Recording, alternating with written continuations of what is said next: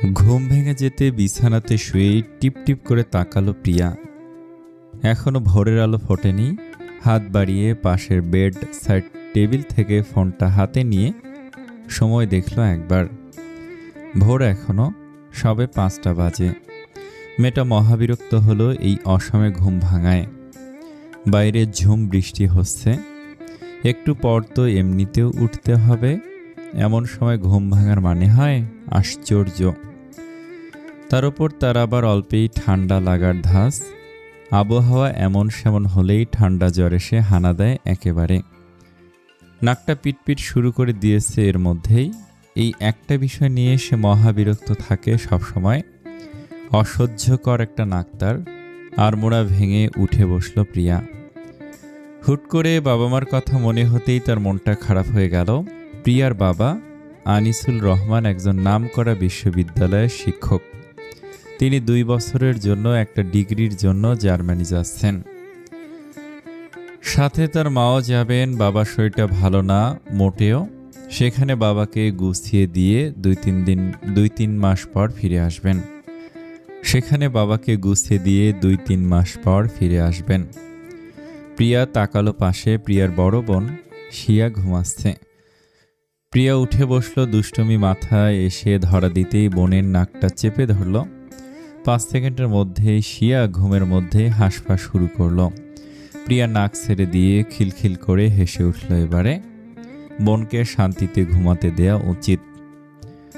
একরাশ কালো সিল্কি চুল পিঠে ছড়িয়ে পড়েছে মেয়েটার। টানা টানা কাজল কালো চোখগুলোতে। এখন আর ঘুম নেই। চুলগুলো হালকা খোপা করে জানালার কাছে গিয়ে দাঁড়ালো সে। জানালা খুলতেই দমকা হাওয়ার সাথে ঝিরিঝিরি বৃষ্টির ঝাপটা এসে চোখ মুখ ভিজিয়ে দিল একেবারে। আবহাওয়াটা বড্ড খারাপ কয়েকদিন হলো। একে তো ঠান্ডা পড়েছে, তার ওপর বৃষ্টি।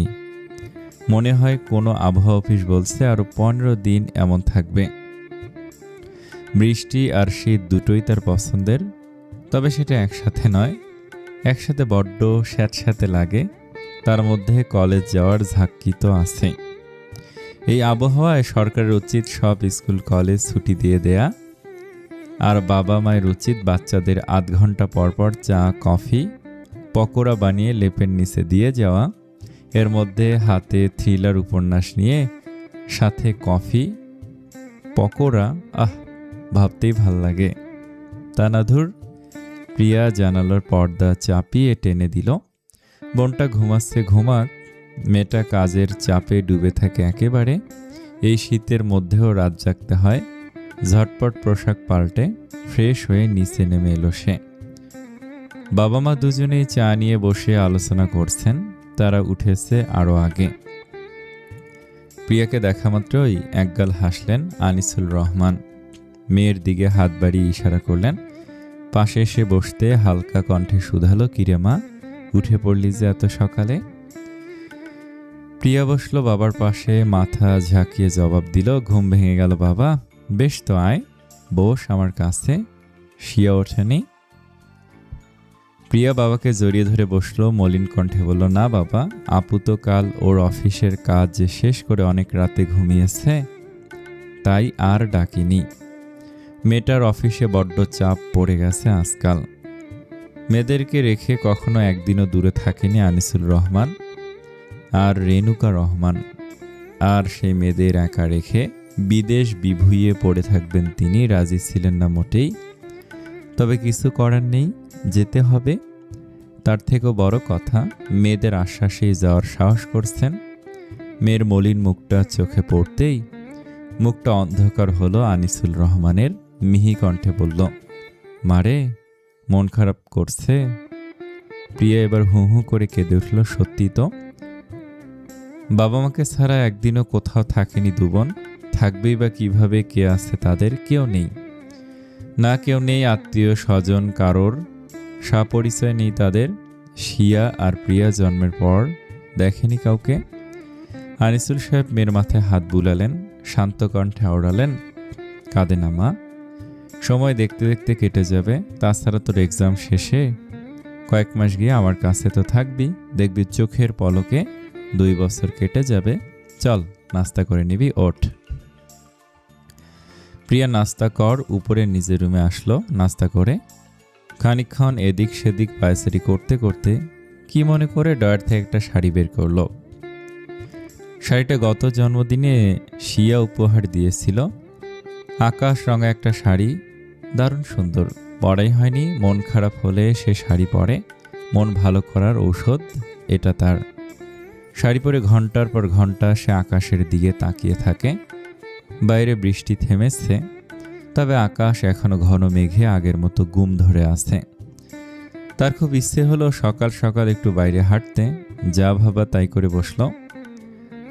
ঝটপট শাড়িটা গায়ে জড়িয়ে বেরিয়ে পড়ল। প্রকৃতির সান্নিধ্যে গিয়ে একটু মনটা ভালো করা দরকার। আকাশ, এই আকাশ, শালা উঠিস না কি এখনো নাকি? হ্যাঁ, আজ তো মিটিং আছে নাকি? আকাশ বিরক্তি নিয়ে চোখ লাল করে তাকালো রিয়ানের দিকে। রিয়ান দাঁত বের করে হাসছে। তখনও অসময়ে ডেকে যেন মহা কর্ম করে ফেলেছে। আকাশ তাকাতেই 32টা দাঁত বের করে বিশ্রী হেসে বলল, দিলাম তো চমকে। আকাশ দাঁত কিরমির করে বলল, ঘুমের 12টা না বাজালে চলছিল না? না ভাই, এখানে পড়ে পড়ে তো ঘুমাতে আসিসনি, কাজে এসেছিস। সেটা বোধহয় তোর থেকে আমার মাথায় বেশি থাকে। দারুণ বিরক্তি নিয়ে আবার প্রশ্ন করল আকাশ। বাই দ্য ওয়ে, আজকে কয় তারিখ?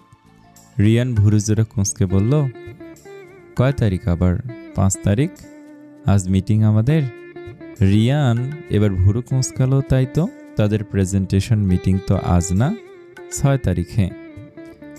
সে দাঁত বের করে হাসলো, কৈফত দেওয়ার ভঙ্গিতে বলল, দোস্ত রাগ করিস না, ভুলে গেছিলাম। আকাশ কোঁচকানো কপাল সোজা না করেই বিছানা ছেড়ে নামলো। ছেলেগুলো বড্ড বিরক্তিকর। এদের মতো অসহ্যকর বাচ্চাল ছেলেরা ওর বেস্ট ফ্রেন্ড হিসেবে কিভাবে হতে পারে?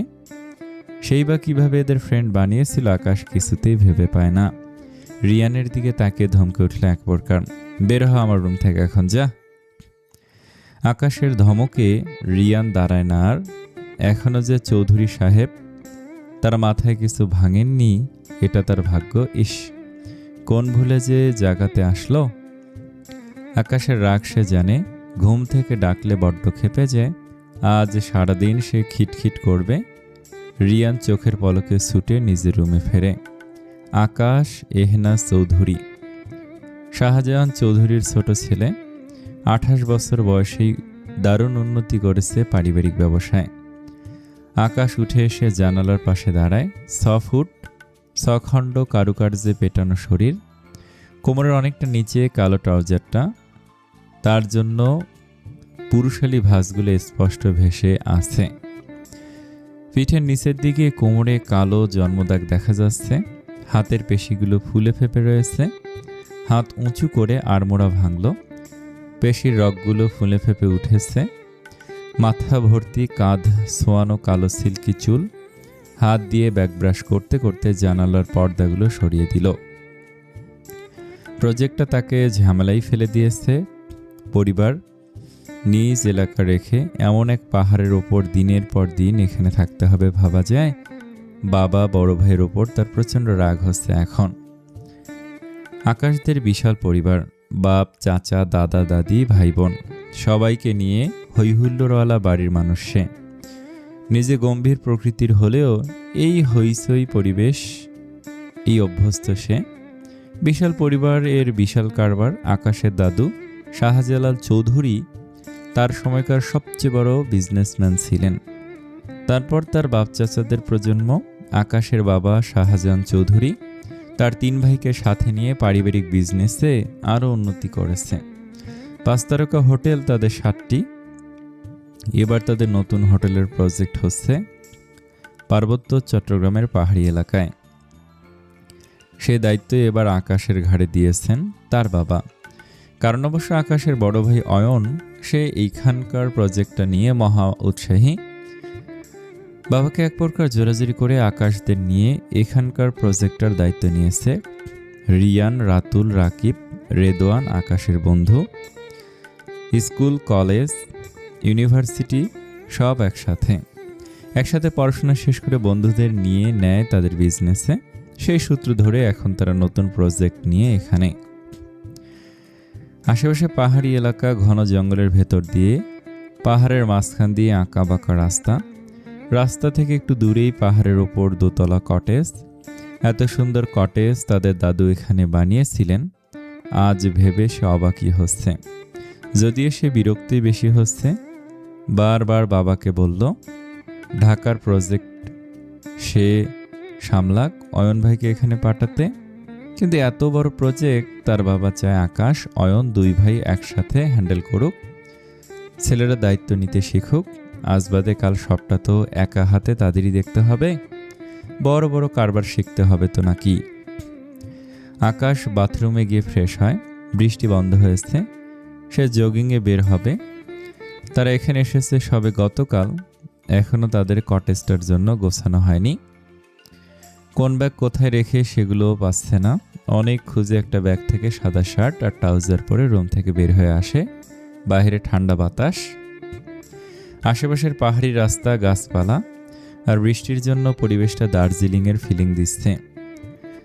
আশপাশটা ঘুরে দেখা দরকার। বৃষ্টি কমেছে এর মধ্যে, যদিও আজকাল বৃষ্টির উপর ভরসা নেই এক বিন্দুও, যে কোনো সময় ঝমঝমিয়ে নেমে পড়বে।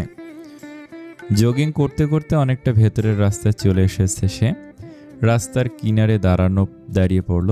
পাহাড়ি রাস্তার সমতল থেকে অনেক উঁচুতে হওয়ায় অদূরে পাহাড়ের ওপর ভেসে ভেসে যাওয়া মেঘগুলো দারুণ সুন্দর লাগছে। স্বীকার করল সে, পরিবেশটা স্বর্গসুখ দেয়। হঠাৎ মিষ্টি গুনগুনে হালকা পাশ ফিরল সে। শব্দের উৎস হাতড়াতে বেশ খানিকটা দূরে তাকিয়ে থমকে গেল তার বুকের বাপাস। ধক করে উঠল যেন হুট করেই। সামনে একটা কিশোরী হেঁটে আসছে, হালকা আকাশি কালারে জর্জেট শাড়ি গায়ে। বৃষ্টির পর দমকা বাতাসে শাড়ি দেহে লেপ্টে আছে লতানো শরীরে। এলোমেলো বাতাসের তোড়ে বাঁকানো ফর্সা কোমর দৃশ্যমান হয়ে যাচ্ছে বারবার। কিশোরী বারবার সে আড়াল করছে উদ্দাসীহীনভাবে। আঁচল পিছনে অনেক উঠছে, খোলা চুল, চোখ মুখ আড়াল করে দিচ্ছে বারবার। কাজল দেয়া চোখ, গোলাপি পাতলা ঠোঁটে গুনগুন করে গান গাইছে মেয়েটা। দূর থেকেও চমৎকার শোনাচ্ছে। আকাশ থমকে দাঁড়িয়ে আছে, পলক ফেলতে ভুলে গেছে। মেয়েটার বয়স ঠাউর করতে পারে না, কত আর হবে, 17-18 সম্ভবত। এমন চোখের দিকে তাকালে চোখ সরানো দায়। আকাশ নিজের ওপর খানিকটা বিরক্ত হচ্ছে। মেয়েদের দিকে এমন নির্লজ্জের মতো তাকিয়ে থাকার ছেলে নয় সে কখনোই। মেয়ে দেখলে তার রূপ যৌবন নিয়ে সমীকরণ কষা তার ইমেজের সাথে যায় না মোটেই। বা এমনও নয় যে যাদের সাথে মিশেছে আশেপাশে সুন্দরী মেয়ে দেখেনি, কিন্তু এইরকম মায়াবী মুখ এ জন্মে তার চোখে পড়েনি, সেটা সে নিশ্চিত। এ মায়াবী মুখটা যেন তার বহু পরিচিত। কেমন জানি উল্টাপাল্টা বিষয় ঘটছে আজকে তার সাথে। আকাশকে পাশ কাটিয়ে যেতেই চমৎকার একটা গন্ধ ছড়িয়ে গেল আশেপাশে। আকাশ ফিরে তাকে রইল। মেয়েটা গুনগুন করতে করতে হেঁটে চলে যাচ্ছে। সে মন্ত্রমুগ্ধের মতো মেয়েটার প্রস্থান দেখছে। বুকের ভিতর কেউ যেন চেনা সুরে মেলোডি বাজিয়ে গাইছে, কি আবেশে তারে বারে বারে দেখি তবু যেন মেটে না তৃষা। সে যে পথ চলে বুকে ঝড় তোলে জেগে ওঠে ঘুমোনো আশা। বৃষ্টি পড়ছে ঝিরিঝিরি। আকাশের সাদা শার্ট ভিজে গেছে অনেকটাই। সে ঠায় দাঁড়িয়ে আছে এখনো। মেয়েটা এখনো চোখের আড়াল হয়নি। মেয়েটার আকাশ রঙা শাড়ি ভিজে দেহের সাথে লেপ্টে গেছে। আকাশ নিজেকে কয়েক দফা নির্লজ্জ বলে ধমক দিয়ে ফেলেছে। বেহায়া মন কিছুতেই মানছে না। বেহায়া চোখ দুটো তার সঙ্গ দিচ্ছে বইকি।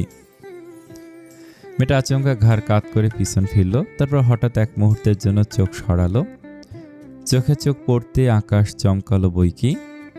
দারুণ চেনা চেনা লাগছে তার মেয়েটাকে। কিরে আকাশ, দাঁড়িয়ে আছিস কেন? চলে আয়, বৃষ্টি নামছে তো। দূর থেকে রাতুলের ডাকে ঘোর কাটলো আকাশের। মেয়েটা ততক্ষণে হাঁটার গতি বাড়িয়েছে। আকাশ কপাল কুঁচকে ধীর পায়ে হাঁটা দিল কটেজের দিকে। আমাকে রেখে কই যাওয়া হয়েছিল শুনি? প্রিয়াকে ঘরে ঢুকতে দেখেই শিয়া ল্যাপটপ থেকে চোখ তুলে জিজ্ঞেস করলো, তুমি তো ঘুমাচ্ছিলে, ভালো লাগছিল না, তাই একটু বাইরে হাঁটতে বেরিয়েছিলাম। শাড়িটাতে তো তোকে দারুণ বানিয়েছে। আমার পছন্দ আছে বল? প্রিয়া এসে শিয়াকে জড়িয়ে ধরল। আমার আপু সবসময়ই বেস্ট। হয়েছে হয়েছে, ঢং না করো, শাড়িটা পাল্টে ফেল তাড়াতাড়ি। এই ঠান্ডায় গায়ে কিছু না দিয়ে বৃষ্টি মাথায় বেরিয়ে সিলিকন হুসে। পনের ধমক শেষ হতে না হতে হাসি দিয়ে বসল প্রিয়া। বোকার মতো আজ না বের হলেই হতো। সত্যি তো, সকাল থেকে বেয়াদব নাকটা এমনিতেই পিটপিট করছে, এখন তোর অত্যাচার সামলাও সপ্তাহ ভর। শিয়া শুকনো জামা কাপড় এনে হাতে দিতই প্রিয়া ভেজা শাড়ি পাল্টাতে চলে গেল। এরই মধ্যে শরীরটা ম্যাচম্যাচ করা শুরু করে দিয়েছে। বাইরে মুষলধারে বৃষ্টি, দমকা বাতাস, শরীর হিম করা ঠান্ডা বাতাস। হাতে ব্ল্যাক কফি নিয়ে বারান্দার দরজার কাছে দাঁড়িয়ে আছে আকাশ। মা ফোন করেছিল, কান্নাকাটি করছিল। মনটা সকাল সকাল খারাপ হয়ে গেল। মাটা তাকে ছাড়া একদম থাকতে পারে না। ভাই বোনগুলোকে মিস করছে। এখানে সবে গতকাল আসলো, কতদিন এর জন্য ফেসে গেল খোদা জানে। যত দ্রুত সম্ভব এখানকার ঝামেলা শেষ করে আকাশকে ফিরতে হবে। আকাশ, ভাইয়ের গলা। আকাশ পিছন ফিরে তাকায়। অয়ন দাঁড়িয়ে। অয়ন মেহনাজ চৌধুরী, আকাশের বড় ভাই। বড় ভাইয়া ঠিক আকাশের মতো এতটা গম্ভীর নয়, সাদা হাসি খুশি মিশুক। ভাইয়ের থেকে 4 বছর বড়, কিন্তু ভাইয়ের সাথে সম্পর্ক পুরো বন্ধুর মতো। ভাইয়ের বন্ধুগুলোর সাথেও তাই। ভাইয়া এসো, ভেতরে এসো। বলবে কিছু? হ্যাঁ শোন, কাল সকাল 10টায় ওনারা মিটিং টাইম ফিক্সড করেছে। রাতুল রানদের বলে দিস। প্রেজেন্টেশনের যতটা বাদ আছে গুছিয়ে নে যেন রাতের মধ্যে। কালকে যেন কোনো বাহানা না দেয়। আমি বলতাম একটাকেও তো রুমে দেখলাম না। ওরা ব্রেকফাস্ট করতে গেছে, আমি বলে দেব। আর আমি একটু বের হব, একটা ইম্পর্টেন্ট কাজ সারতে হবে, ফিরতে রাত হবে হয়তো। এই আবহাওয়া আর্জেন্ট দরকার। সাথে যাব, দুর্গম এলাকা, আশেপাশে তেমন চেনো না। অয়ন ভাইয়ের টেনশন দেখে হাসে। না, প্রবলেম হবে না, আমি ম্যানেজ করে নেব। ওকে। অয়ন বেরিয়ে যায়। আকাশ ওখানে ঠাই দাঁড়িয়ে থাকে কিছুক্ষণ, তারপর মানি ব্যাগ আর গাড়ির চাবি হাতে নিচে বেরিয়ে পড়ে।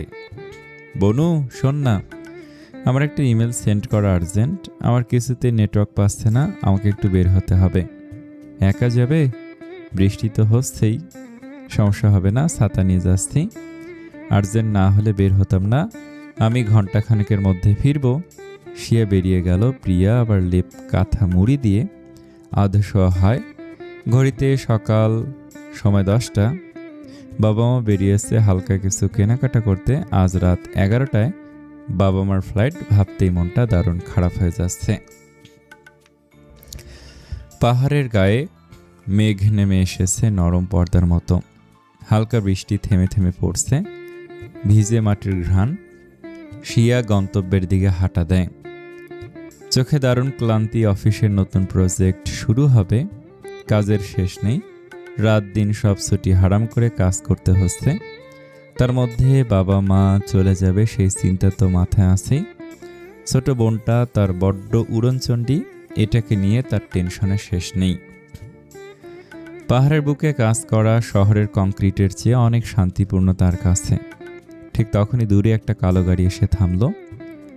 চকচকে টায়ারগুলো কাদামাটিতে হালকা ছাপ ফেলল। গাড়িটা একদম তাকে ঘেঁষে থামাতে চমকে থেমে যায় সেও। ইতিমধ্যে বৃষ্টির তোড়ও বেড়েছে। ছাতার মধ্যে থেকেও জামা কাপড় ভিজিয়ে দিচ্ছে। হাঁটা দেবে নাকি বুঝতে না পেরে ঠায় দাঁড়িয়ে রইল। গাড়ির কাঁচ নেমে গেল। সে বুঝতে পারল লোকটা কিছু বলতে চায়। এক্সকিউজ মি, একটু শুনবেন? শিয়া ছাতাটা একপাশে কাত করে গাড়ির দিকে তাকে বলতে যায়, জি বলো। কথাটা শেষ করতে পারে না সে। চমকে উঠল সে। গাড়ির মালিকও চমকেছে বই কি। দুজনে কিছুক্ষণ চুপ করে তাকে রইল। শেষে শিয়াই নীরবতা ভেঙে বলল, কিছু বলবেন? গাড়ির মালিক ভিজে যাচ্ছে। এরই মধ্যে খোলা জানালা দিয়ে বৃষ্টির ঝাপটা ভিজিয়ে দিচ্ছে চোখ মুখ। ঠান্ডা চোখ, চুলগুলো গোছানো, ব্যাক ব্রাশ করা, নেভি রঙের টি শার্ট, উপরে ব্ল্যাক জ্যাকেট। লোকটাও চমক সামলে বাঁকা হেসে জিজ্ঞেস করল, এখন এটা বলো না আমাকে চিনতে পারছো না? কিছু না বললে আমি আসি, আমার তাড়া আছে। শিয়া, শিয়া যেতেও নিয়েও যেন যেতে পারছে না, থমকে দাঁড়ায়। না তাকেই বলে, বলুন কেমন আছো। শিয়া প্রশ্ন উত্তর না দিয়ে হাঁটা ধরে। এই বৃষ্টির মতো বোকার মতো এই বৃষ্টিতে দাঁড়িয়ে খেজুরে আলাপ করার মানেই হয় না। ছেলেটা নেমে আসে গাড়ি থেকে। বৃষ্টিতে নিমিষেই ভিজতে থাকে শরীর। শিয়া না চাইতো হুট করে নিজের মাথার ছাতা ধরে ছেলেটার মাথায়। কি আশ্চর্য, এই বৃষ্টির মধ্যে গাড়ি থেকে নামলেন কেন? আমাকে কি ক্ষমা করা যায় না? শিয়ার চোখের দিকে তাকে আগন্তুক প্রশ্নটা করতেই শিয়ার চোখ আচমকা শান্ত হয়ে আসে। একই ছাতার নিচে এই মুহূর্তে তারা বৃষ্টির ঝাপটায় মাথাটা বাঁধে, দুজনের শরীরে ভিজে যাচ্ছে। শিয়া চোখ সরিয়ে দৃঢ়ভাবে জবাব দেয়, আপনি কি বলছেন আমি বুঝতে পারছি না, ক্ষমা করার প্রশ্ন উঠছে কেন? বৃষ্টি নামছে, ভিজে যাচ্ছ, গাড়িতে উঠে এসো। শিয়া গাড়িতে ওঠে না, চোখে মুখে কৃত্রিম বিরক্তির ছাপ আনে।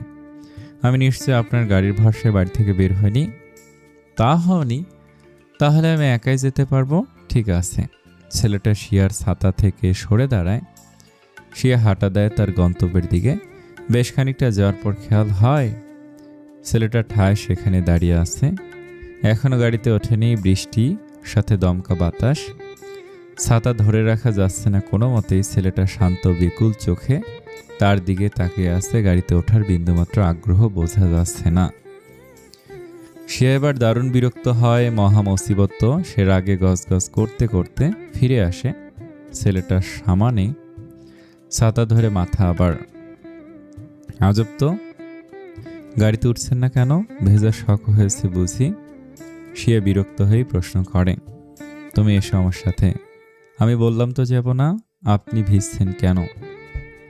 ছেলেটা কোনো উত্তর দিল না। শিয়া বোঝে এ ছেলে নড়বে না এখান থেকে।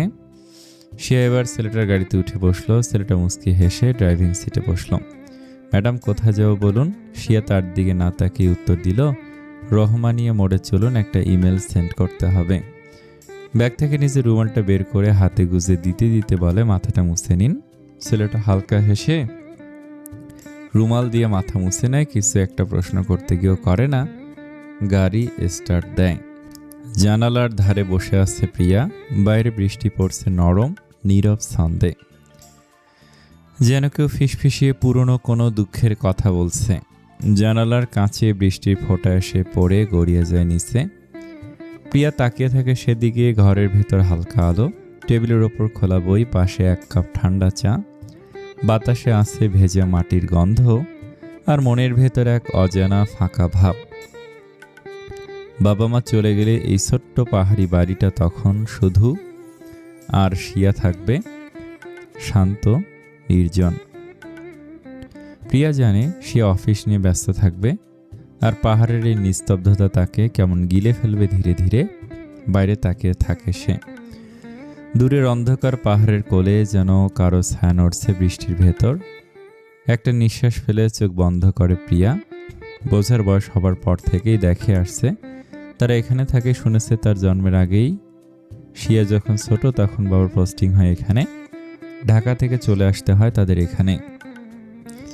শিয়ার যখন 8 বছর বয়স তখন প্রিয়ার জন্ম হয়। মাকেও তখন চাকরি ছাড়তে হয়। মেয়েদের এই পাহাড়ি দুর্গম এলাকায় একা রেখে চাকরি করতে যেতে বড্ড ভয় পেতেন তিনি। দো বোনেই পড়াশোনায় দারুণ ভালো। শিয়ার বরাবরই বিজনেস করারই শখ ছিল। বাবা মা তাদের কোনো ইচ্ছাতেই বাধা দেয়নি কখনো। শিয়া মাস্টার্স কমপ্লিট করলে এবছরই। আরও 2 বছর আগে একটা বড় কোম্পানিতে চাকরিও পেয়েছে। বাবা মা খুব চেয়েছিল দেশের বাইরে যাওয়ার আগে শিয়ার বিয়েটা দিয়ে যাবে। 26 বছর হয়ে গেল, মেয়ের বিয়েটা তো দেওয়া উচিত। তারা ফিরবে 2 বছর পর, অথচ শিয়া এখন কিছুতেই রাজি নয়। তার কথা বাবা মা বাইরে যাচ্ছে, বোনটাও এখনো ছোট, ইমম্যাচিউর।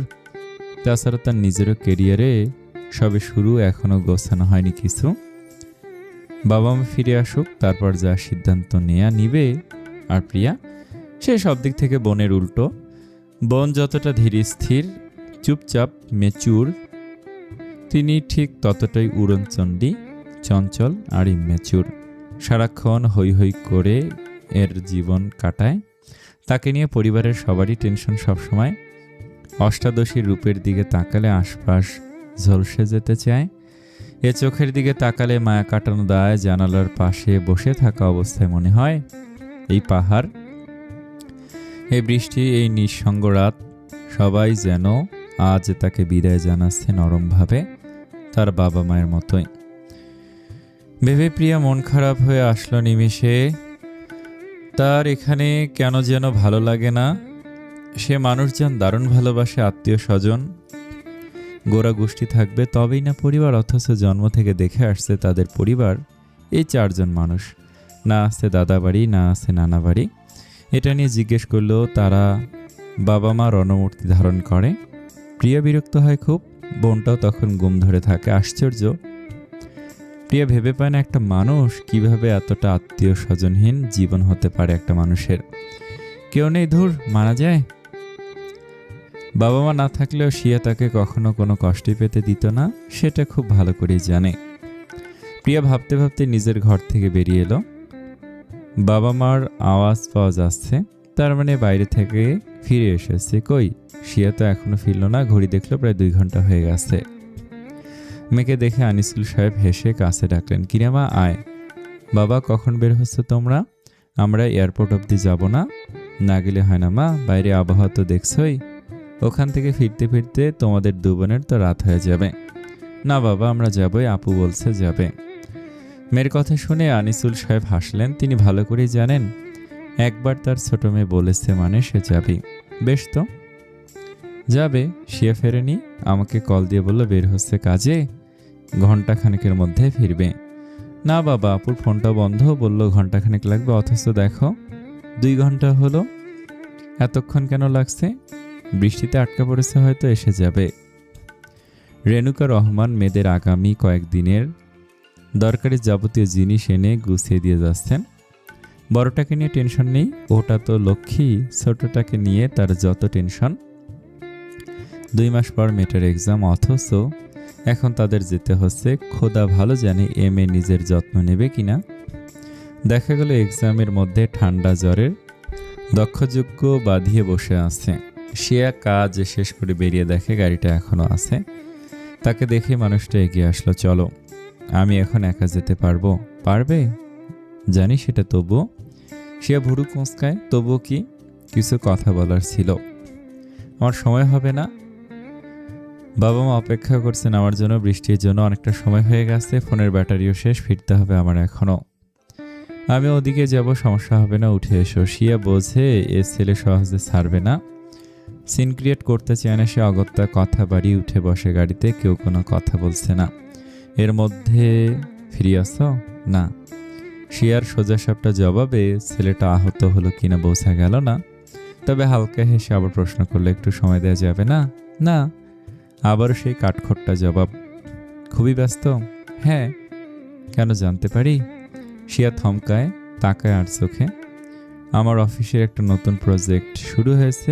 বিভিন্ন এলাকা থেকে ক্লায়েন্টরা আসছেন, ইভেন এসে পড়েছে বেশিরভাগ। আমি ছুটিতে ছিলাম এ কয়দিন, বাবা মা চলে যাবেন, তাই পরশু থেকে আমার ডিউটি শুরু। তাছাড়া প্রিয়াকে রেখে বাকি সময়টুকু কোথাও দেওয়ার মতো সময় হবে না। ছেলেটার কথা বাড়ায় না, সে জানে শিয়া এখন কোনো কথাই শুনবে না। বাকিটুকু পথ আর কেউ কথা বলে না। দিনের আলো আজ কেমন মলিন। পাহাড়ের ঢালে কুয়াশা ঝুলে আছে পর্দার মতো।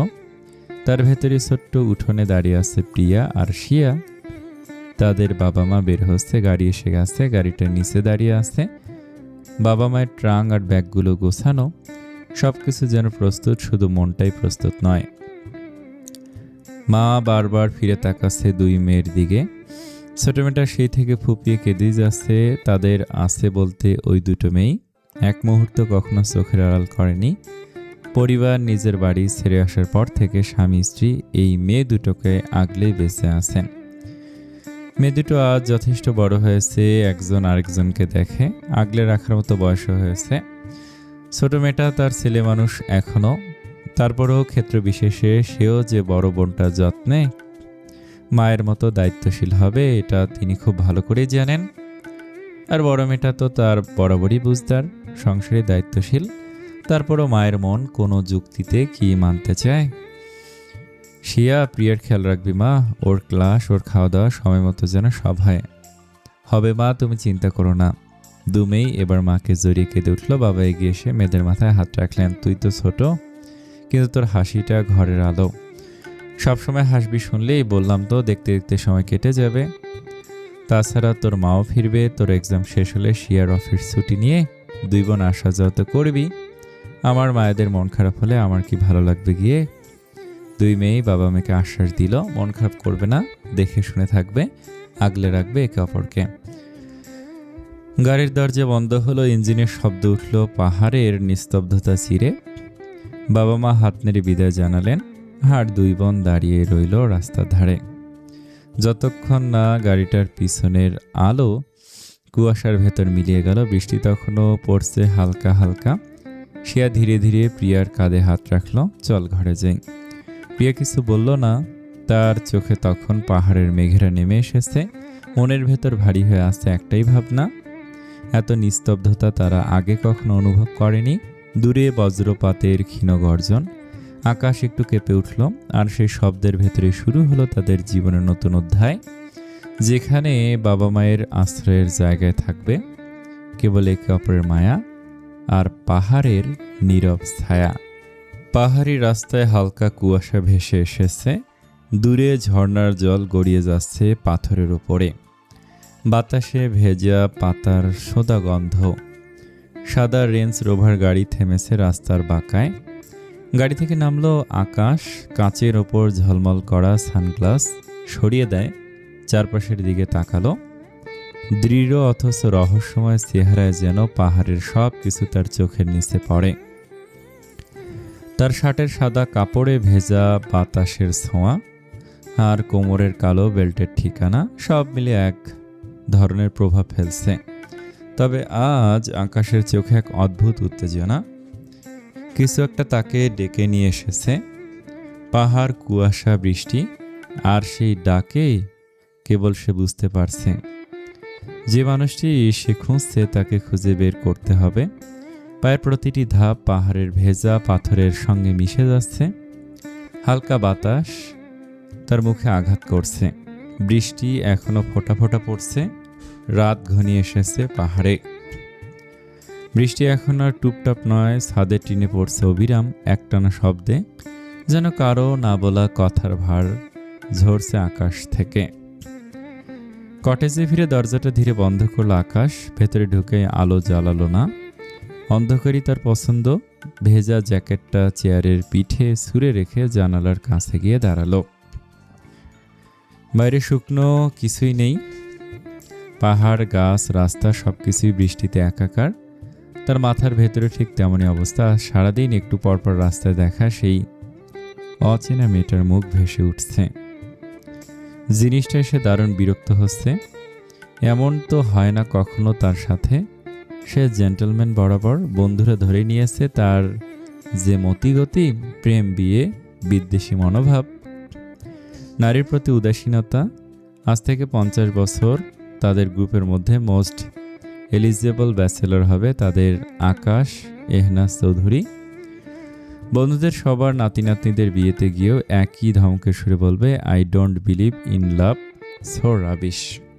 অথচ আজ সকালের সেই চোখে চোখ পড়ার মুহূর্তটা তার মতো পুরুষের বুকটাও কাঁপিয়ে দিচ্ছে। ভাবা যায়, আকাশ চোখ বন্ধ করলো। এক মুহূর্তের জন্য মনে হলো সে নিজের নিয়ন্ত্রণে নেই। পাহাড় আজ শান্ত, বৃষ্টির ছোঁয়া এখনো মাটির গায়ে, তবে আকাশ পরিষ্কার। আবহাওয়া দপ্তরের বাণীতে আজ বুড়ো আঙ্গুল দেখিয়ে রোদ ওঠার সম্ভাবনা 70%। প্রিয়া খুশি হবে কিনা বুঝতে পারছে না। কিছু প্র্যাকটিক্যাল সাইন করাতে কলেজে যেতে হবে। আজকে মনটা এখনো ভালো হয়নি তার। সে একটু পর বেরিয়ে যাবে অফিসে। ছুটির পর নতুন প্রজেক্ট নিয়ে আজ তার প্রথম দিন অফিসে। কে জানে ব্যস্ততা কতটুকু, ফিরতে কতক্ষণ লাগে। প্রিয়া চটপট করে ফোন দেয় তার ফ্রেন্ডগুলোকে। একেবারে রেডি হয়ে নিচে নেমে এলো সে। গতকাল মায়ের রান্না করে রেখে যাওয়া খাবারগুলো ইতিমধ্যেই শিয়া গরম করে টেবিলে সাজিয়ে ফেলেছে। প্রিয়, খেয়ে নিস বোন প্লিজ, আমি এখন কিছুতে সার্ভ করতে পারবো না। দেখ 9টা অলরেডি বেজে গেছে, আমাকে বের হতে হবে। তা খাবো, তুমি খেয়েছো? আমি জ্যাম পাউরুটি খেয়েছি হালকা। আর কিছু খাওয়ার আমার একদম সময় হবে না এখন, তুই খেয়ে নিস। প্রিয়াকে আর কথা বলার সুযোগ না দিয়ে ব্যাগটা হাতে নিয়ে শিয়া হুড়মুড় করে বেরিয়ে যায়। প্রিয়া টেবিলে বসে খাবার খেতে শুরু করে। খাবারগুলো একদম গলা দিয়ে নামতে চাচ্ছে না। বাবাকে ছাড়া সে কখনোই নাস্তা করে না একা একা, অথচ আজ পুরো বাড়িতে তারা দুবোন একা। সে ধীরে সুস্থে হালকা খেয়ে বেরিয়ে পড়ে কলেজের জন্য। প্রিয়ু, এসেছিস তুই? প্রিয়া একগাল হেসে দৌড়ে আসতে অপর পাশে জন্য জাপটে ধরল প্রিয়াকে। রিমি, তার বেস্ট ফ্রেন্ড। সে ছোট্টবেলা থেকে একসাথে বড় হয়েছে, ইউনিভার্সিটিতেও একসাথে থাকার জন্য প্ল্যান। আর চেষ্টার কমতি নেই, কারণ মেয়েটা তার সব পাগলামির সঙ্গী। কি অবস্থা সেটা বল? পড়াশোনা আমার ভাল লাগে না, পড়াশোনা বিষের বড়ি, পড়াশোনায় জ্বালায় মনে হয় গলায় দিমু দড়ি। প্রিয়া আর এহেন গানে দুজনে আকাশ পাতাল এক করে হাসতে থাকে। যা বলেছিস, এই এক্সামগুলো শেষ না হওয়া অবধি শান্তি নেই। আমার মায়ের মতিগতি এমন যে বাথরুম করতে গেলেও কতক্ষণ বাথরুমে সময় নষ্ট না করে পড়তে বস। কেমনটা লাগে বল? প্রকৃতির ডাকে সারা কি আর এত সহজে উপেক্ষা করা যায়?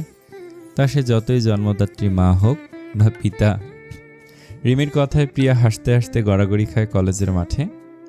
তুই তো তাও বাঁচলি, আঙ্কেল আন্টি এখন প্রেশার দিবে না? মেরা কেয়া হো গায়ে কালিয়া। আরে আরও তো 2 মাসই, তারপর অ্যাডমিশনের ঝামেলা শেষ হলেই বেঁচে যাই বল। রিমি ভাবুকের মতো মাথা নাড়ায়, মুখটা দারুণ গম্ভীর করে বলে, বুঝলি প্রিয়, তোর জন্য পাত্র দেখতেছি আমি। আমার ভাইটা বড় হলে এত সমস্যা ছিল না। বাপ মা খালি আমার আগে ওরে ডাউনলোড করলে এত সুন্দর একটা পাত্রী হাতছাড়া হওয়ার ভয় থাকতো না আমার। ধুর, হয়েছে, তোর এই কথা আমি 1000বার শুনেছি। চল এখন ভিতরে চল, ঝামেলা শেষ করে আসি। দুজন দুজনের কাঁধে হাত রেখে হেলে দুলে খিলখিল করতে করতে ক্লাসে চলে যায়। সবাই মিটিং রুমে বসে আছে। এখন অবধি এখানকার অফিসের কাগজপত্র এসে পৌঁছায়নি। অয়ন, আকাশ সবাই বিরক্ত। মুখ দেখে স্পষ্টই বোঝা যাচ্ছে প্রথম দিনে এমন উদাসীনতা আশ্চর্য। অয়ন এবার দাঁড়িয়ে গেল, রাগান্বিত স্বরে জিজ্ঞেস করল, আপনাদের এখানকার এমপ্লয়িরা কি সবাই রোজ রোজ এত দায়িত্বহীনতার পরিচয় দেয়?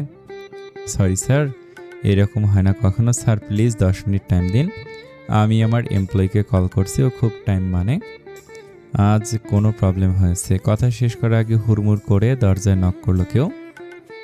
ঢুকে পড়লো তাড়াহুড়ো করে, sorry sir, I am extremely sorry. রাস্তায় বাজেভাবে আটকে পড়েছিলাম, আই এম শিয়া তাড়াহুড়ো আর ভয়ে একটানা কথা বলতে বলতে থম মেরে গেল সামনের মানুষগুলোকে দেখে। ঘরভর্তি মানুষগুলোর রাগ নিমেষেই পড়ে গেল বইকি। এক একজনের দিকে অবাক হয়ে তাকিয়ে আসতে। পরিস্থিতি স্বাভাবিক করতে আকাশ হালকা শব্দ করল। শিয়া নিজেকে সামলে নিল পর মুহূর্তেই, আবার সাফাই দিতে বলল, I am extremely sorry again. রাস্তায় কনস্ট্রাকশনের কাজে আটকে গেছিলাম, আমার জন্য প্রথম দিনই এতটা দেরি, ক্ষমা করবেন প্লিজ আমাকে। অয়ন গম্ভীর মুখে বলল, it's okay, you don't need say sorry miss আর মিস ইনশিয়া রহমান। শিয়া নিজের নাম বলে ফাইলগুলো এগিয়ে দিল টেবিলে। Okay miss Inshia, you can sit now, let's the meeting start. Ratul, let's go. Ratul উঠে প্রফেশনালভাবে মিটিং শুরু করে দিল। শিয়া নিজের অস্বস্তি এড়াতে পারছে না কিছুতেই। কাল অবধিও টের পায়নি, আজকে আবার দুজনের মুখোমুখি দেখা হয়ে যাবে। যতদূর বুঝলো এখানকার প্রজেক্টটা তার মানে এনাদের, তাদের অফিস এখন এনাদের পার্টনারশিপে কাজ করছে। মানে কি? তার মানে আগামী দিনগুলোতে দিনরাত তার মুখোমুখি থাকবে। শিয়া শান্ত অথচ কঠিন গলায় বলল, আমি তো জানতামই না তোমরা এই সাইডে আছো। মিটিং শেষে কিছু কাগজপত্র সাইন করাতে আকাশ অয়নদের কেবিনে এসেছে। শিয়া রুমে আকাশ, অয়ন ছাড়াও রাকিব, রেদওয়ানও আছে। রেদওয়ান উঠে শিয়াকে বসার জন্য বলল, miss Shia please sit. Shia file খুলে বসে পড়ল। কথা পুরোপুরি কাজের দিকে ঘুরে গেল। ডেডলাইন, বাজেট, লোকাল কন্ট্রাক্ট সব একদম ঠিকঠাক। তবু একই ঘরের দুটো মানুষের বুকের ভেতর কোথাও অদ্ভুত খসখসানি হচ্ছে। বাকিরাও টের পাচ্ছে সে অস্বস্তি। শিয়া বুঝলে এই মানুষগুলোর সামনে বসে কাজ করা সহজ হবে না। একসময় সে শান্ত স্বরে বলল, আমি আমার হেড অফিসে কথা বলবো, যদি সম্ভব হয় এই অংশের দায়িত্বটা অন্য কারো কাছে ট্রান্সফার করা যায় কিনা। আপনাদের তরফ থেকে প্লিজ পারমিট করবেন। অয়ন কোনো প্রতিক্রিয়া দেখালো না, শুধু বলল আপনি যেটা ঠিক মনে করবেন। আকাশ তাকালো তার দিকে, কিছু বলতে চেয়েও চুপ থাকলো।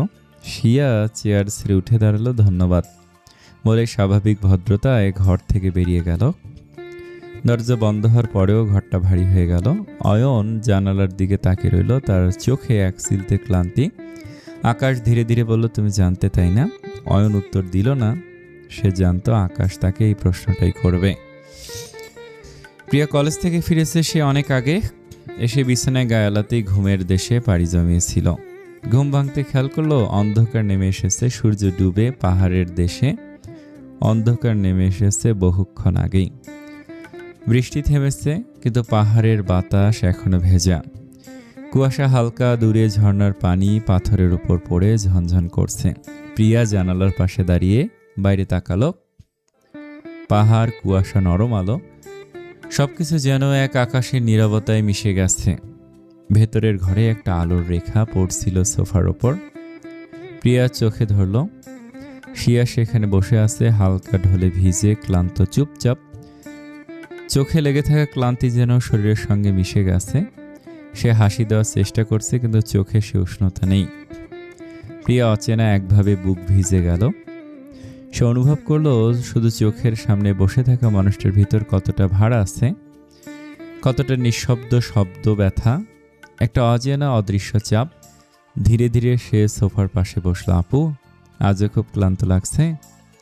শিয়া মাথা নেড়ে হালকা হেসে দিল, কিন্তু হাসিটা চোখে পৌঁছালো না। শিয়া চুপচাপ তার হাত পাশে রাখলো, না টানলো না শক্ত করলো, শুধু উপস্থিতি।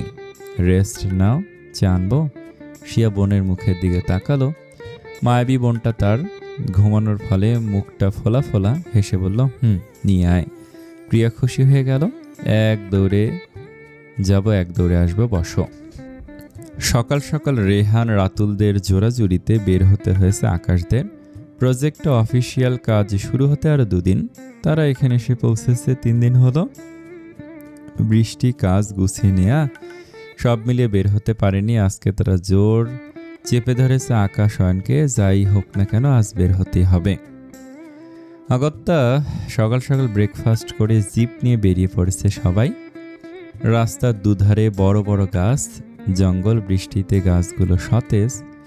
পাহাড়ের অনেকটা কাছাকাছি বলে মনে হচ্ছে কোনো এক মেঘেরই দেশে। পাহাড়ি আঁকাবাঁকা রাস্তা ধরে এগিয়ে চলছে জিপ। ড্রাইভ করছে সময় আকাশ, এহেনা চৌধুরী, রিয়ান। এই আকাশ, অয়ন ভাই আসলে পারতো, কিন্তু আসার পর থেকে দেখছি ভাইয়া কিছু একটা নিয়ে ডিস্টার্ব। জানিস কিছু? আকাশ কোনো উত্তর দিল না। ওরা নিজেদের মধ্যে আলোচনা করছে। হঠাৎই আকাশ বলে উঠল, রেদওয়ান, দেখিস তো এখানকার কোম্পানির যে ম্যানেজারের দায়িত্বে আছে সে যেন কোনোভাবে ট্রান্সফার না হয়। কে? মিস ইনশিয়া? হ্যাঁ, যদিও এই মিটিংয়ে অয়ন ভাই যাবে, মেয়েটাকে সরানোর কথা উঠলে সে হয়তো কিছু বলবে না, তবুও সরানো যেন না হয়। কিন্তু আকাশ এবার বিরক্ত হয়ে তাকালো। তোরা প্রশ্ন করা বন্ধ রাখবি? আর রাতুল, তোরা কি ওদের মতো সবসময় নেশা চড়ে থাকে? রাতুল আকাশের হঠাৎ রেগে যাওয়ার কারণ বুঝলাম না। যার কথা বলছি দেখছিস তাকে? আমি দেখব কখনো?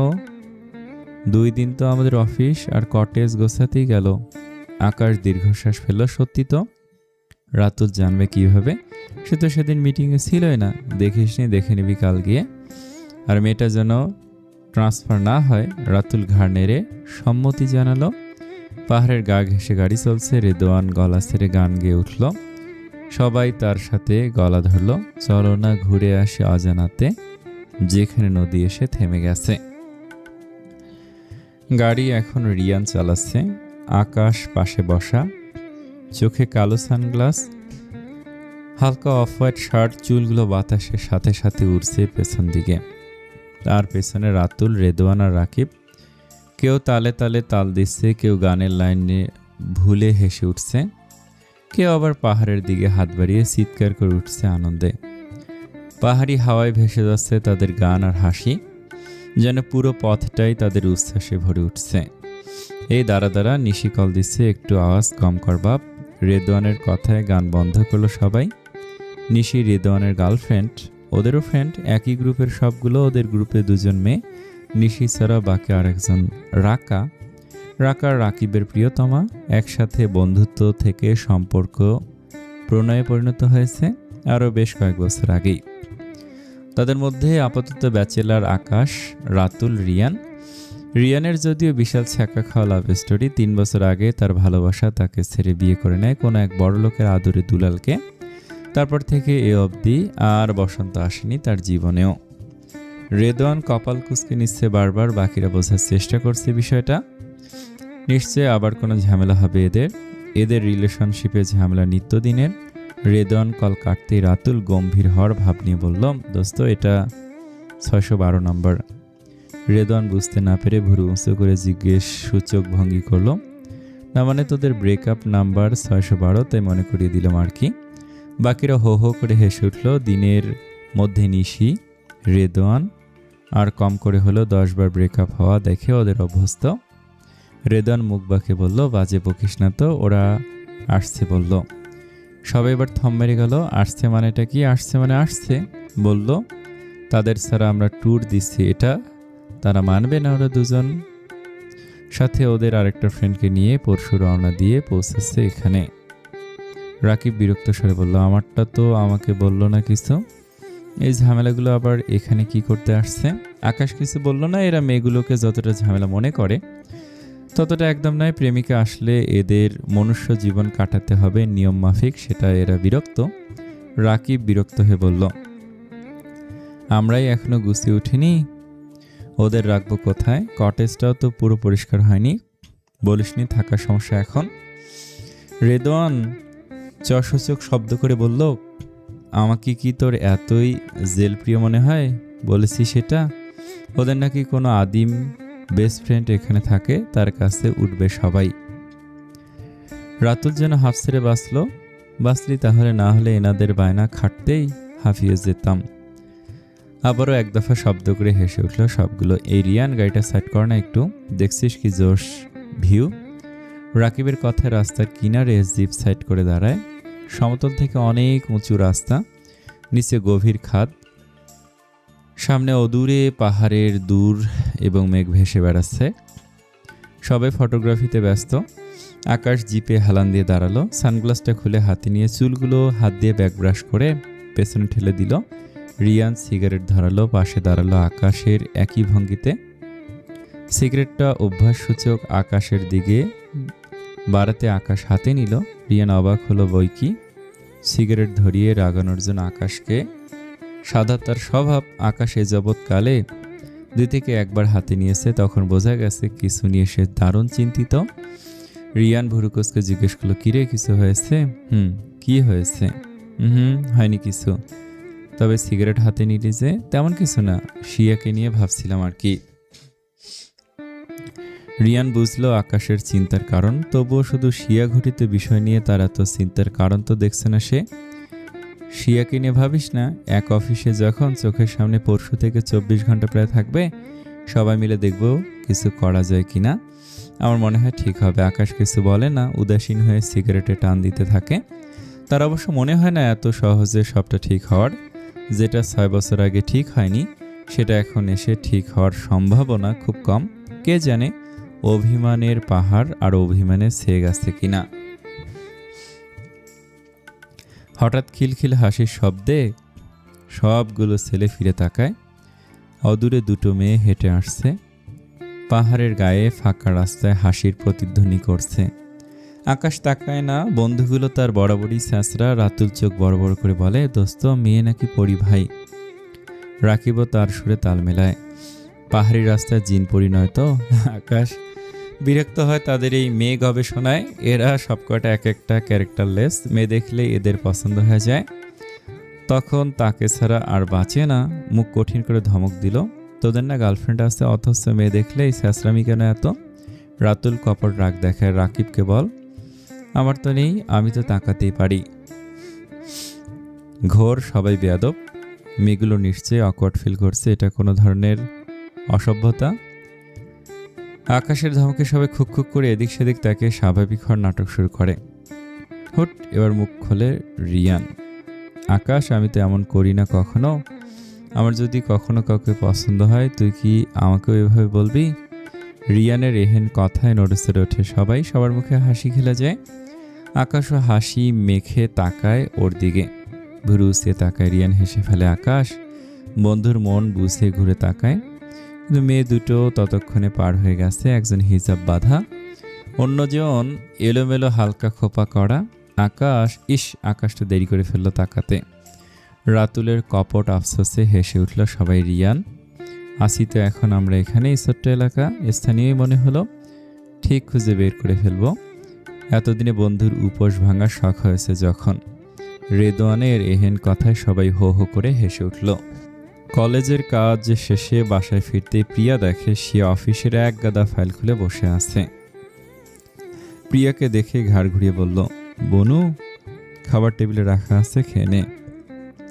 তুমি খেয়েছো? খাবো, হাতের কাজটা শেষ করে নেই, কাল থেকেই তো আবার যুদ্ধ শুরু। প্রিয়া কথা বাড়ায় না, মাথাটা বড্ড ধরেছে, খেয়ে ওষুধ খাওয়া দরকার জলদি। রুমে এসে গোসলে ঢোকে সে, লম্বা সময় নিয়ে শাওয়ার নেয়। ফ্রেশ লাগছে এখন অনেকটা। বের হয়ে খোলা চুলগুলো ছেড়ে জানলায় দাঁড়ায়।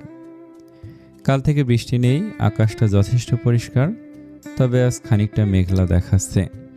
গুনগুন করে গান গাইতে গাইতে পর্দা টেনে দিল জানালার। শিয়ার ডাক আসলো নিচ থেকে। দেখলো শিয়া ভিডিও কলে বাবা মার সাথে কথা বলছে। দুবোন বাবা মার সাথে কথা বলে যার যার কাজে মন দিল। পরীক্ষার একদমই সময় নেই, পড়াশোনায় একটু মন দেওয়া দরকার ভেবেই নিজের অলসতাকে কয়েক দফা ধমক দিয়ে বই খাতা নিয়ে বসে পড়ল। সকাল সকাল বেরিয়েছে প্রিয়া, অপেক্ষা করছে কলেজ গেটের সামনে। হালকা গোলাপি একটা চুড়িদার পরা, চুল বরাবরের মতো তার নিচু করে হালকা খোপা করে রাখা। ঝিরিঝিরি বাতাসে সামনের চুলগুলো চোখে মুখে ছেয়ে যাচ্ছে বারবার। বিরক্ত ভঙ্গিতে বারবার সরাচ্ছে চোখের ওপর থেকে। এদিক সেদিক পায়চারি করছে রিমির আসার অপেক্ষায়। আজকেও কলেজ আসতে হয়েছে। শিয়াকে কলেজের সামনে নামিয়ে দিয়ে অফিসে চলে গেছে। প্রিয়া রিমির অপেক্ষায় কলেজ গেটে দাঁড়িয়ে প্রায় 10 মিনিট। রিমি আসলে একসাথে ভেতরে যাবে। কলেজে আসা যাওয়ার ঝামেলা আজকেই শেষ। আকাশ আর রাতুল একটা মিটিংয়ে বেরিয়েছে একসাথে, বাকিরা আগেই কনস্ট্রাকশন সাইটে পৌঁছে গেছে। আকাশ ড্রাইভিং সিটে বসে কানে ব্লুটুথ স্পিকারে ক্লায়েন্টদের সাথে কথা বলে যাচ্ছে সেই থেকে। সাদা শার্ট, কালো প্যান্ট, একদম অফিসের যেন পরিপাটি করে পরা। শার্টের পকেটে কালো সানগ্লাসটা ভাঁজ করে রাখা। পাশের সিটে রাতুল কাঁচা ছোলা চিবোচ্ছে পকেট থেকে বের করে। কল কাটতে রাতুল বলে উঠল, ছোলা খাবি? আকাশ বিরক্ত হয়ে যায়। আশ্চর্য, একটা গুরুত্বপূর্ণ কাজে যাচ্ছে, পকেট ভর্তি কাঁচা ছোলা। তোর বন্ধুগুলোর কোনো ম্যানার্সই নেই। তোর ছোলা তুই খা, রাবিশ। ছোলায় কত শক্তি জানিস তুই? রাবিশ বলছিস কেন? ছোলা খেলে উত্তম সব ধরনের কর্মদক্ষতা বাড়ে বলে বাঁকা হাসতে থাকে রাতুল। তার ডাবল মিনিং কথা ধরতে পেরে আরও বিরক্ত হয় আকাশ। যার যেটা প্রবলেম তা সেটা নিয়ে চিন্তা করাটা স্বাভাবিক। আমার বোঝা উচিত ছিল, it's okay, you carry on. আকাশের খোঁটা দেয়া স্পষ্ট বুঝতে পারল রাতুল। মোটেও আমার কোনো সমস্যা নেই, ভবিষ্যতে সার্ভিস যেন ভালো দিতে পারি তার জন্য এত চেষ্টা। খেয়ে দেখ না। বললাম তো আমার সার্ভিসিংয়ে কোনো সমস্যা নেই, তোর নিজেকে নিয়ে ডাউট, তুই খা। রাতুল আকাশের কথায় খিটমিট করে তাকালো। শালা আমার প্রবলভাবে কে বলল? চেক কর শালা। দূরে সর, আমি তোর মতো গে না শালা। আমি গে। এবার যদি একটা মেয়ে পটাতে না পারি, আমার নাম রাফসান রাতুল না, মিলাই নিস তুই। রাতুলের কথায় আকাশ চোট টিপে হাসে। ছেলেটা সবসময় ওর পিছনে লাগে, অথচ দু একবার ও লাগতে গেলে খেপে যায়। ড্রাইভিংয়ে মনোযোগ দেয় সে। কিছুক্ষণ পর হুট করে ব্রেক কষে রাস্তার পাশে রাতুল সামলাতে না পেরে হুমড়ি খেয়ে পড়ে। মারবি নাকি ভাই, ভেবে ব্রেক করলি কেন? আকাশ থমকে গেছে ততক্ষণে। সামনে অল্প দূরে রাস্তার ডান পাশে কলেজ গেটে একটা মেয়ে দাঁড়িয়ে আছে। সেই মেয়েটা আজকে হালকা গোলাপি রঙের একটা চুড়িদার, শিফনের হালকা রঙের ওড়নাটা হালকা করে মাথায় দেয়া, সামনের একগোছা চুল বাতাসে বারবার চোখ মুখ ছেয়ে যাচ্ছে। মেয়েটা বিরক্ত হয়ে বারবার উদাসীন হয়ে চুলগুলো কানের পাশে গুজে দিচ্ছে। ব্যস্ত ভঙ্গিতে হাতে ফোন নিয়ে এদিক সেদিক তাকাচ্ছে, যেন কাউকে খুঁজছে। মেয়েটা সুন্দর, দারুণ সুন্দর। আকাশ এহনাস এর বরফ কঠিন হৃদয়টা নিমিষে গলিয়ে ফেলার মতো সুন্দর। সেই হৃদয়ে ঝড় তুলে আবার নিমিষেই থমকে দেওয়ার মতো সুন্দর। এ পৃথিবীর বাকি সব সৌন্দর্য এক নিমিষেই মিথ্যে করে দেওয়ার মতো সুন্দর। ওই চোখে তাকে গোটা এক জীবন অপলক পার করে দেওয়ার মতো সুন্দর। এই কঠিন পুরুষকে খুন করার মতো সুন্দর। সব শেষে ওই একজোড়া চোখে চোখ রেখে হাসতে হাসতে সে মৃত্যু কবুল করে নেওয়ার মতো সুন্দর। সে চোখের পলক ফেলতে পারছে না। বুকের বাঁ পাশে কিছু একটা হচ্ছে। অদম্য ইচ্ছে জাগে মেয়েটার খুব কাছে গিয়ে মেয়েটার কণ্ঠধ্বনি শুনতে। কোনো কিছুতে এত আগ্রহ সে জন্মে হয়েছে কিনা এ জানে না। কিরে এই আকাশ, থমেরে গেলি কেন? আকাশ এবারও কোনো রেসপন্স না পেয়ে তার নজর অনুসরণ করে রাতুল। চোখ যে রাস্তার অপর পাশে একটা মেয়ে দাঁড়িয়ে আছে। এটা দারুণ মায়াবী, পুতুলের মতো সুন্দর। এক নজরে চোখ আটকে যাওয়ার মতোই সুন্দর। রাতুল এক পলক বন্ধুর দিকে তাকিয়ে বিষয়টা বুঝতে পেরে হো হো করে হেসে ফেলে। এবার হুঁশ ফিরে আকাশে বিরক্ত চোখে তাকায় রাতুলের দিকে।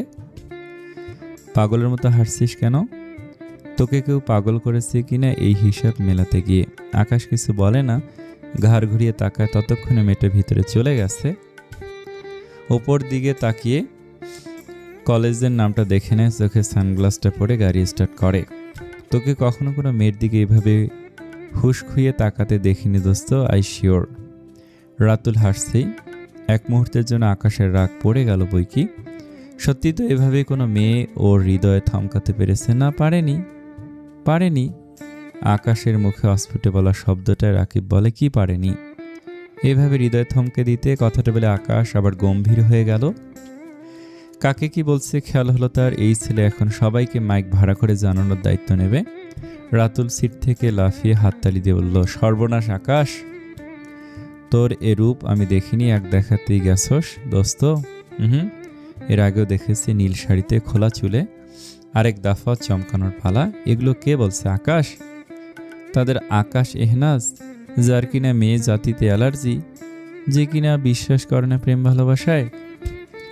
দোস্ত বলিস কি? আগে বলিসনি কেন? হায় হায়। আকাশ বিরক্ত ভঙ্গিতে বলল, কি বলবো? তুই সবটা বল, কাহিনী বল দোস্ত প্লিজ। রাতুলের রেহেন বাচ্চামো অনুরোধে আকাশ উদাসীন হয়ে সবটা বলল। এত বড় ঘটনা কিভাবে লুকিয়ে গেল আকাশ? আশ্চর্য, এখানে তো কি কাহিনী দেখছিস? সেদিন জাস্ট রাস্তায় হেঁটে যেতে দেখেছি, আর আজকে দেখলাম। ব্যাস, এখানে ঘটা করে বলার কি আছে? তোর কাছে এটা সামান্য হতে পারে, সামান্য, কিন্তু অন্যদের জন্য, এই ধর রাকিব, রেদওয়ান আর আমি, কেউ যদি বলতাম এটা খুব সামান্যই হতো। কিন্তু তুই শালা সহজে থমকানোর বান্দা না।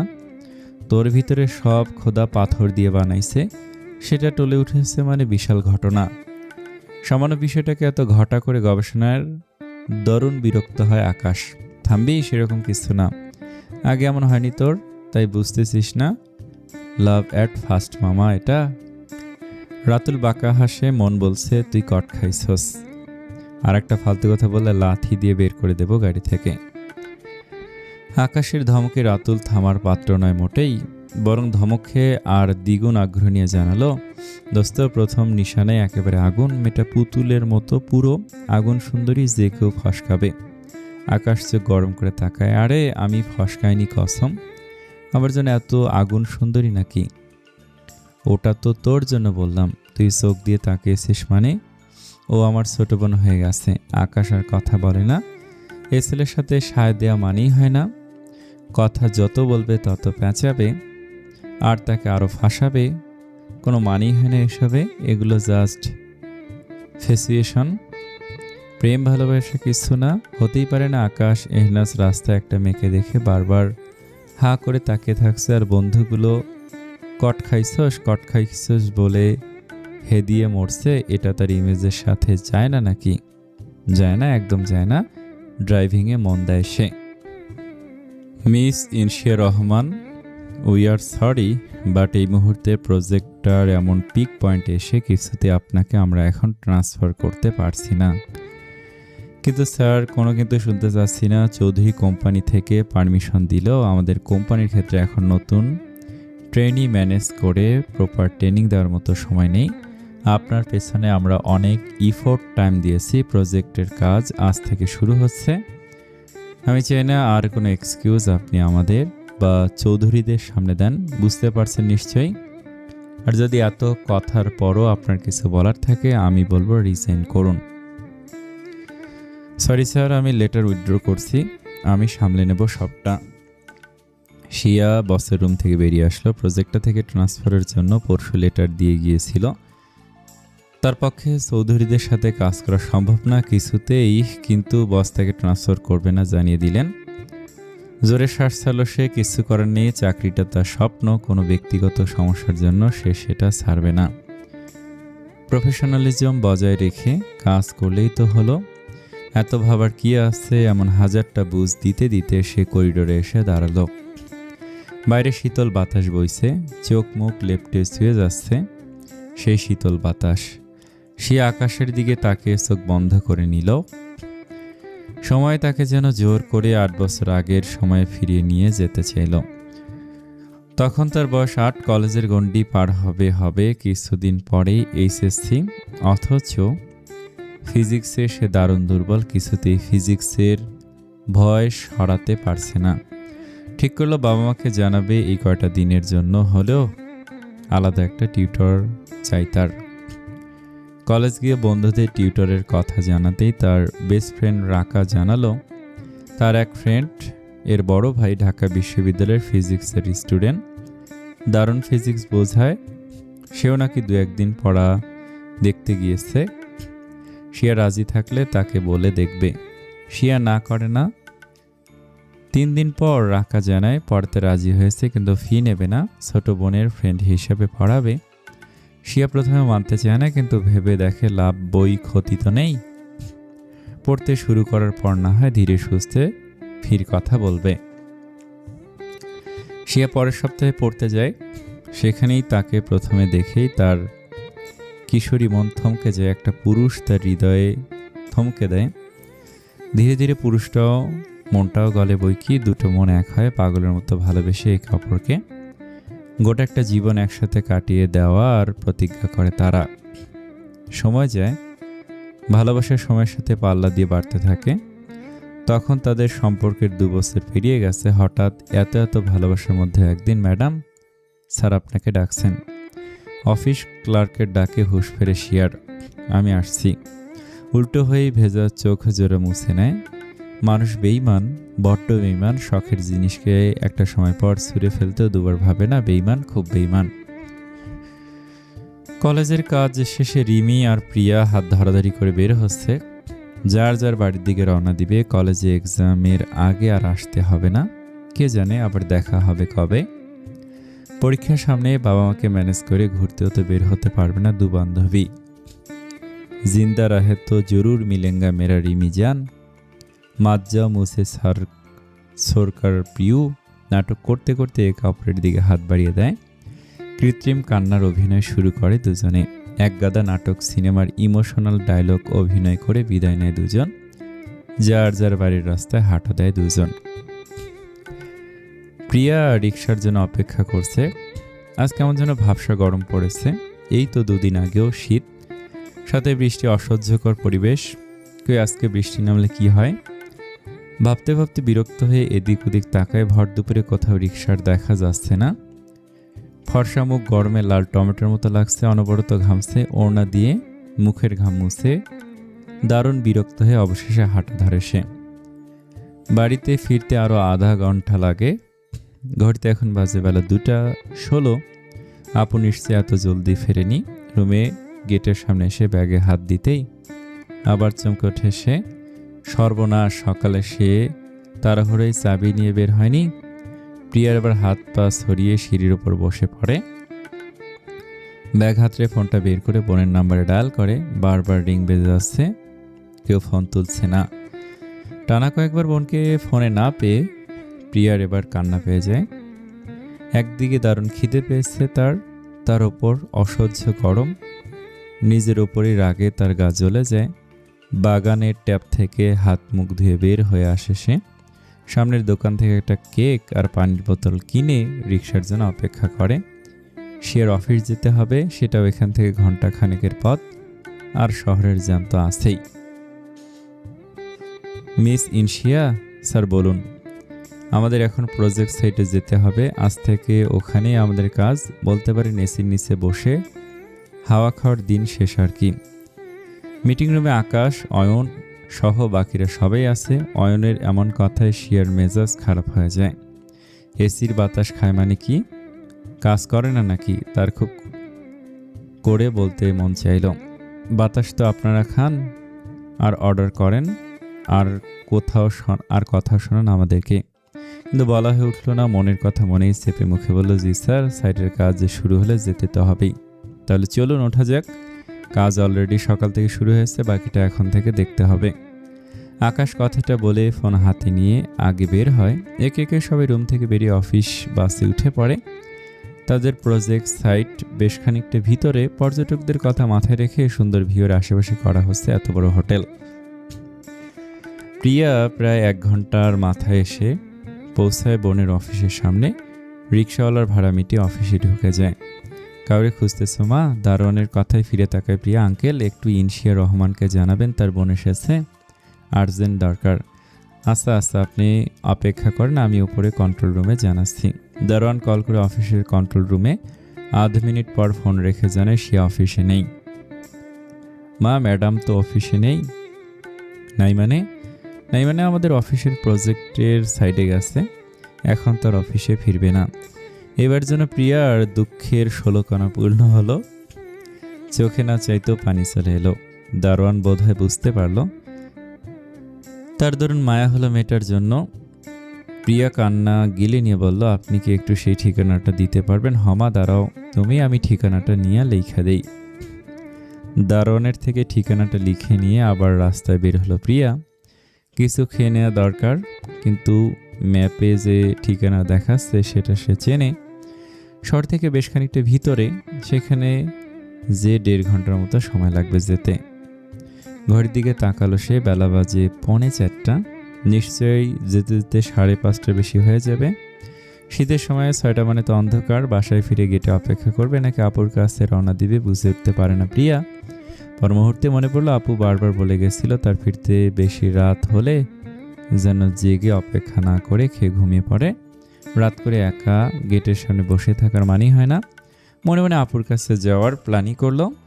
বের হয়ে একটা অটো ডেকে নিল সে। আকাশ হবে কনস্ট্রাকশন সাইট ভিজিট শেষে টেন্টু বা তাঁবুতে এসে বসে। অফিসের সব স্টাফদের বিশ্রামের জন্য বেশ কয়েকটা তাঁবু টানানো হয়েছে। সে নিজেরটা ইচ্ছে করে বাকিদের থেকে একটু দূরে নিয়েছে, যাতে রাত থাকতে হতে পারে রাতে। বাকিরা রাতভর জায়গার প্ল্যানে আছে। তার হয়েছে একদম পোষাবে না। গায়ের শার্টটা খুলে চোখে মুখে পানি ছিটায়। মাথাটা তার দপদপ করছে। বাবার উপর তার খুব রাগ হচ্ছে। এসবে সে কি অভ্যস্ত নাকি? আবার তাকে নাকি সশরীরে এসবটা দেখতে হবে। বিরক্ত হয়ে বেডে গা এলিয়ে দেয় সে। এ তো মহা সমস্যায় পড়লাম। এখানে কোন আক্কেলে 5 স্টার হোটেল বানানোর স্বাদ জাগলো বুঝি না। আপন মনে বিড়বিড় করতে করতে জঙ্গলের পাহাড়ের ধার বেয়ে উপরে উঠছে প্রিয়া। গুগল ম্যাপে আরো 2 মিনিট দেখাচ্ছে, অথচ এখনো তো মানুষজনের দেখা নেই। এই গুগল ম্যাপ জিনিসটাও আর এক ফাসাদের। শেয়ার ফোনও যথারীতি রিং বেজে কেটে যাচ্ছে, কেউ ধরছে না। আপু, তোর এই ফোন আমি যদি বেচে না দিয়েছি আজকে, আমার নামও প্রিয়া নিশা রহমান না। হাত পা অবশ্যই আসছে তার হাঁটতে হাঁটতে। অন্ধকার হয়ে এসেছে চারপাশে। এতক্ষণ রাগে কিছু টের না পেলেও এখন ভালোই টের পাচ্ছে। দিনে সব ব্যবসা গরম ঠেলে দিয়ে ঠান্ডাটাও ভালো পড়েছে। আর 5 মিনিট হাঁটার পর একটু দূরে একটা তাঁবু চোখে পড়লো তার। ভালো করে তাকানোর পর বুঝলো ওই তাঁবু থেকে আর একটু দূরে আরও বেশ কয়েকটা তাঁবু, 1-2টাতে হালকা আলো জ্বলছে। তার ম্যাপও ঠিক এই ঠিকানায় দেখাচ্ছে। সামনে মানুষ আছে আর সঠিক জায়গায় পৌঁছেছে ভেবেই সে হাফ ছেড়ে বাঁচল। মহা উৎসাহে হাঁটা ধরল তাঁবুটার দিকে। হুট করে একটা পুরনো ডালের সাথে পা জড়িয়ে হুমড়িকে পড়লো, চিৎকার দিয়ে উঠল, ও মা গো! পড়েই গাছের গুঁড়িতে মাথা ঠেকলো। চোখের সামনে তারা দেখতে লাগলো। এমনিতেই সারাদিন না খাওয়া, তার মধ্যে এত দূর হেঁটে আসার ফলে শরীরটা এমনিতেই দুর্বল, সাথে সাথে জ্ঞান হারালো সে। দিনের আলো মিলিয়ে গিয়েছে, অনেকক্ষণই হলো। আশেপাশ থেকে ঝিঝি পোকার শব্দ ভেসে আসছে। হঠাৎ একটা মেয়ের গলার চিৎকার আকাশের কানে এলো। হুড়মুড় করে উঠে বসলো, চোখটা লেগে এসেছিল তার। মনের ভুল ভেবে সরিয়ে দিতে চাইল, পর মুহূর্তে মনে পড়লো বেশ মহিলা স্টাফ আছে তাদের সাথে, যে কারোর গলা হতে পারে। শার্টটা গায়ে জড়িয়ে দ্রুত হাতে বোতামগুলো কোনো মতে আটকে ফোন রেখে ফ্ল্যাশ জ্বালিয়ে বেরিয়ে আসে তাঁবু থেকে। শব্দটা যেদিক থেকে আসছে সেদিকে আলো ধরে, বেশ ঢালু। এদিকে রাস্তা আসছে কিনা বোঝা যায় না। তারা উল্টো দিকে রাস্তা এসেছিল, তারপরে আলো নিয়ে এগিয়ে যায়। একটু পরে চোখে পড়ে কিছু একটা। আরেকটু এগোতেই জামা কাপড় দেখে টের পায় সত্যি মানুষ এবং একটা মেয়ে। আশেপাশে মানুষ খোঁজে সে, এখন এখানে কেউ নেই। সে কাজের সাইটে নেই, মানে বাকিরাও এখানেও আছে। কারো সাহায্যের আশা বাদ দিয়ে নিজে এগিয়ে আসতে থাকে মেয়েটার দিকে। নিচে নেমে আসতেই তার ধারণাই সত্যি হয়। একটা মেয়ে জ্ঞান হারিয়ে পড়ে আছে উল্টো হয়ে, চুলগুলো এলোমেলো হয়ে পিছনে পড়ে আছে, হালকা গোলাপি চুড়িদার পরা, ওড়নাটাও শরীর থেকে সরে গিয়েছে। পাশেই ফোনটা। আকাশ হাত বাড়িয়ে ওড়নাটা দিয়ে মেয়েটার গা ঢেকে দেয়। মেয়েটাকে ধরতে ইতস্তত করে, এক দুবার ডাক দেয়, এই মেয়ে শুনছ? মেয়েটা সাড়া না পেয়ে বাধ্য হয়ে কাঁধ ধরে টেনে সোজা করে। এবার স্তম্ভিত হওয়ার পালা। এক মুহূর্তের জন্য আকাশের একটা হার্টবিট মিস হয়ে গেল। তার হাতে জ্ঞান হারিয়ে পড়ে থাকা মেয়েটি আর কেউ নয়, সেই মেয়েটা যার কথা মনে করলে বারবার থমকে যায় তার পাষাণ হৃদয়। একবার ভাবলো কল্পনা নয় তো। এক হাতে চোখ দুটো ডোলে ভালো করে আলো ফেললো মেয়েটার মুখে। না, ভুল নয়, কল্পনা নয়, এটা তো তার কল্পনা জুড়ে বিরাজ করা সেই কিশোরী। এই মেয়ে, এখানে কি করছো তুমি, শুনছো? সারা পায় না কোনো। বসা অবস্থায় বা হাতে তুলে নেয় প্রিয়াকে। ডান হাতে কপালের চুলগুলো এলোমেলো সরিয়ে যত্ন করে কানের পাশে গুজে দেয়। ঠোঁটের পাশে কপালে বেশ খানিকটা কেটে গিয়ে রক্ত পড়ছে। আকাশ কাঁপা হাতে চোটের উপর স্লাইড করে রক্ত খানিকটা মুছে দেয়। আকাশের গলাটা শুকিয়ে আসছে একদম। আলতো হাতে মেয়েটা গালে হাত দিয়ে ডাকে, শুনছো মেয়ে? জ্ঞান ফেরার নয় বুঝতে পেরে হাত বাড়িয়ে মেয়েটার ফোন পকেটে গুজে কোলে তুলে নেয় মেয়েটাকে। প্রিয়া আকাশের বুকে পড়ে আছে। তাড়াহুড়ো শার্টের ওপরের দুই বোতাম খোলা ছিল। প্রিয়ার মুখ গুজে আছে সেই বুকে, তার নরম ঠোঁটের ছোঁয়া লাগছে পাষাণ পুরুষটার বুকে। আকাশের হাত পা অবশ্যই আসছে যেন, হৃৎপিণ্ডটা যেন বিদ্রোহ শুরু করেছে। প্রথম কোনো মেয়ের ছোঁয়া, তাও সেই মেয়ে যাকে দেখে কিনা তার শক্তপোক্ত হৃদয় পুরনো নিয়মনীতির বিরুদ্ধে গিয়েছিল। সেই মেয়ে অজান্তেই তার বুকে পড়ে আছে, ঠোঁট ছোঁয়াচ্ছে সেই বুকে। অসময়ে আকাশের পুরুষত্ব যেন আজ বিদ্রুপ করছে তার কঠিন হৃদয়কে। না, এই অনুভূতি সম্পূর্ণ অন্য, সম্পূর্ণ নিষিদ্ধ এই মুহূর্তে। এই অনুভূতি তার চরিত্রের সাথে, এটা তো অত্যন্ত এই মুহূর্তে একদমই অন্তত মানা যাচ্ছে না। দীর্ঘ একটা শ্বাস নিয়ে মেয়েটাকে নিয়ে দ্রুত পা চালায় তাঁবুর দিকে। মেয়েটার জ্ঞান ফেরানো দরকার আগে, তারপর ধমক দিতে হবে এই অন্ধকারে। কোন বুদ্ধিতে এই জঙ্গলে এসেছে? ঢালু বেয়ে 5 মিনিটের মাথায় তাঁবুর কাছে প্রিয়াকে নিয়ে পৌঁছায় আকাশ। তাঁবুতে ঢুকে বিছানায় শুয়ে দেয় মেয়েটাকে। এক দৃষ্টিতে তাকিয়ে থাকে কিছুক্ষণ। ঠোঁটের সাইডে কেটে রক্ত শুকিয়ে আসছে, কপালের সাইডেও তাই। তার খোলা বুকের ওপর সে রক্ত লেগে বুকের ওপরও শুকিয়ে রয়েছে। শার্টে রক্তের দাগ লেগে গেছে। মেয়েটার জ্ঞান ফেরানো দরকার। দ্রুত হাতে পানি নিয়ে চোখে মুখে ছিটিয়ে দিতে থাকে। এই মেয়ে শুনছ? আলতোভাবে গালে হাত দিয়ে ডাকে প্রিয়াকে। বেশ খানিকটা পর প্রিয়া কপাল কুঁচকে নেয়, জ্ঞান ফিরেছে তার। নিভু নিভু চোখে হালকা তাকায়, মাথাটা ব্যথায় টনটন করছে। সামনে মানুষটাকে একদম ঘোলা লাগছে তার। আকাশ মেয়েটার পাশে বসে, বা হাতে মাথাটা উঁচু করে ধরে পানির বোতল মুখের সামনে ধরে। প্রিয়া হা করে পানিটা মুখে নেয়। চোটটাতেও ব্যথায় টান লেগেছে। আকাশ পানির বোতল রেখে হালকা গলায় বলে, উঠতে হবে না, শুয়ে থাকো, পরে শুনছি সব। আকাশের কণ্ঠে প্রিয়ার ঘোর অনেকটাই ছুটে যায়। এবার বেশ স্পষ্ট করে তাকানোর চেষ্টা করে। সামনে একটি অতি সুদর্শন পুরুষ বসে। শ্বাস আটকে আসে তার। একে সে দেখেছে, কোথাও দেখেছে, সে মনে করার চেষ্টায় চোখ মুখ খিচে বন্ধ করে ফেলে। মনে পড়ছে না এই মুহূর্তে সে এখানে কেন, তার তো সেটাও মনে পড়ছে না। প্রিয়া উঠে বসার চেষ্টা করে, আকাশ ধরল না। এবার সে একাই উঠে বেডে হালান দিয়ে বসে। আমি এখানে কেন? এবার আকাশ ধমকে ওঠে। সেটাই তো প্রশ্ন, তুমি এখানে কেন? সেটা তো তুমি জবাব দেবে। জানো না এটা রেস্ট্রিক্টেড এরিয়া? এই রাতে তুমি এখানে কি করছিলে? আকাশের ধমকে প্রিয়ার চোখে পানি চলে এসেছে। একে তো মাথাটা ব্যথায় টনটন করছে, তার মধ্যে অচেনা একটা মানুষ ধমকাচ্ছে। মানে হয় কোনো পরবর্তী তার মনে পড়ে কোনো কি কারণে সে এখানে। আশপাশে তাকাতে থাকে ফোনের আশায়। কি হলো, কি জিজ্ঞাসা করছি? জবাব দিচ্ছ না কেন? আমি আসলে কি রাত বিরাতে একা একা ঘোরাঘুরি এখানকার মেয়েদের রিচুয়াল হয়ে গেছে? তাও সোজা পথে না আসি উল্টো পথে। আকাশ থেকে কথাই তো দিচ্ছেই না। প্রিয় এবার ফুপিয়ে কেঁদে ওঠে। আকাশ এবার মনটা নরম হয়। সত্যি তো সবে জ্ঞান ফিরল মেয়েটার, এখনই ধমকটা দেয়া। ওকে ওকে, কেঁদো না, রিল্যাক্স। আমার আপু কোথায়? প্রিয়া ফুপিয়ে কেঁদেই যাচ্ছে। কি আশ্চর্য, তোমার আপুকে আমি কিভাবে জানবো? তাই তো, এই লোকটা কিভাবে জানবে? প্রিয়া নিজের বোকা বোকা কথার জন্য নিজেকে ধমক লাগায়। আসলে আমি আমার আপুর কাছে আসছিলাম, আপুর এখানে অফিসের দরকারে আসতে হয়েছে। আকাশ টের পায় তার কোনো স্টাফের বোন তাহলে, কারণে এখানে একমাত্র তাদেরই কাজ চলছে। সে গম্ভীর গলা জিজ্ঞেস করে, কি নাম তোমার আপুর? ইনশিয়া রহমান। আকাশ চোখ তুলে তাকায়, চমকে গেছে সে। কাঁপা কাঁপা গলায় জিজ্ঞেস করে, তুমি শিয়ার বোন? আকাশ এক দৃষ্টিতে তাকিয়ে থাকে। আপনি চেনেন আপুকে? কিভাবে না চিনি তোমার বোনকে?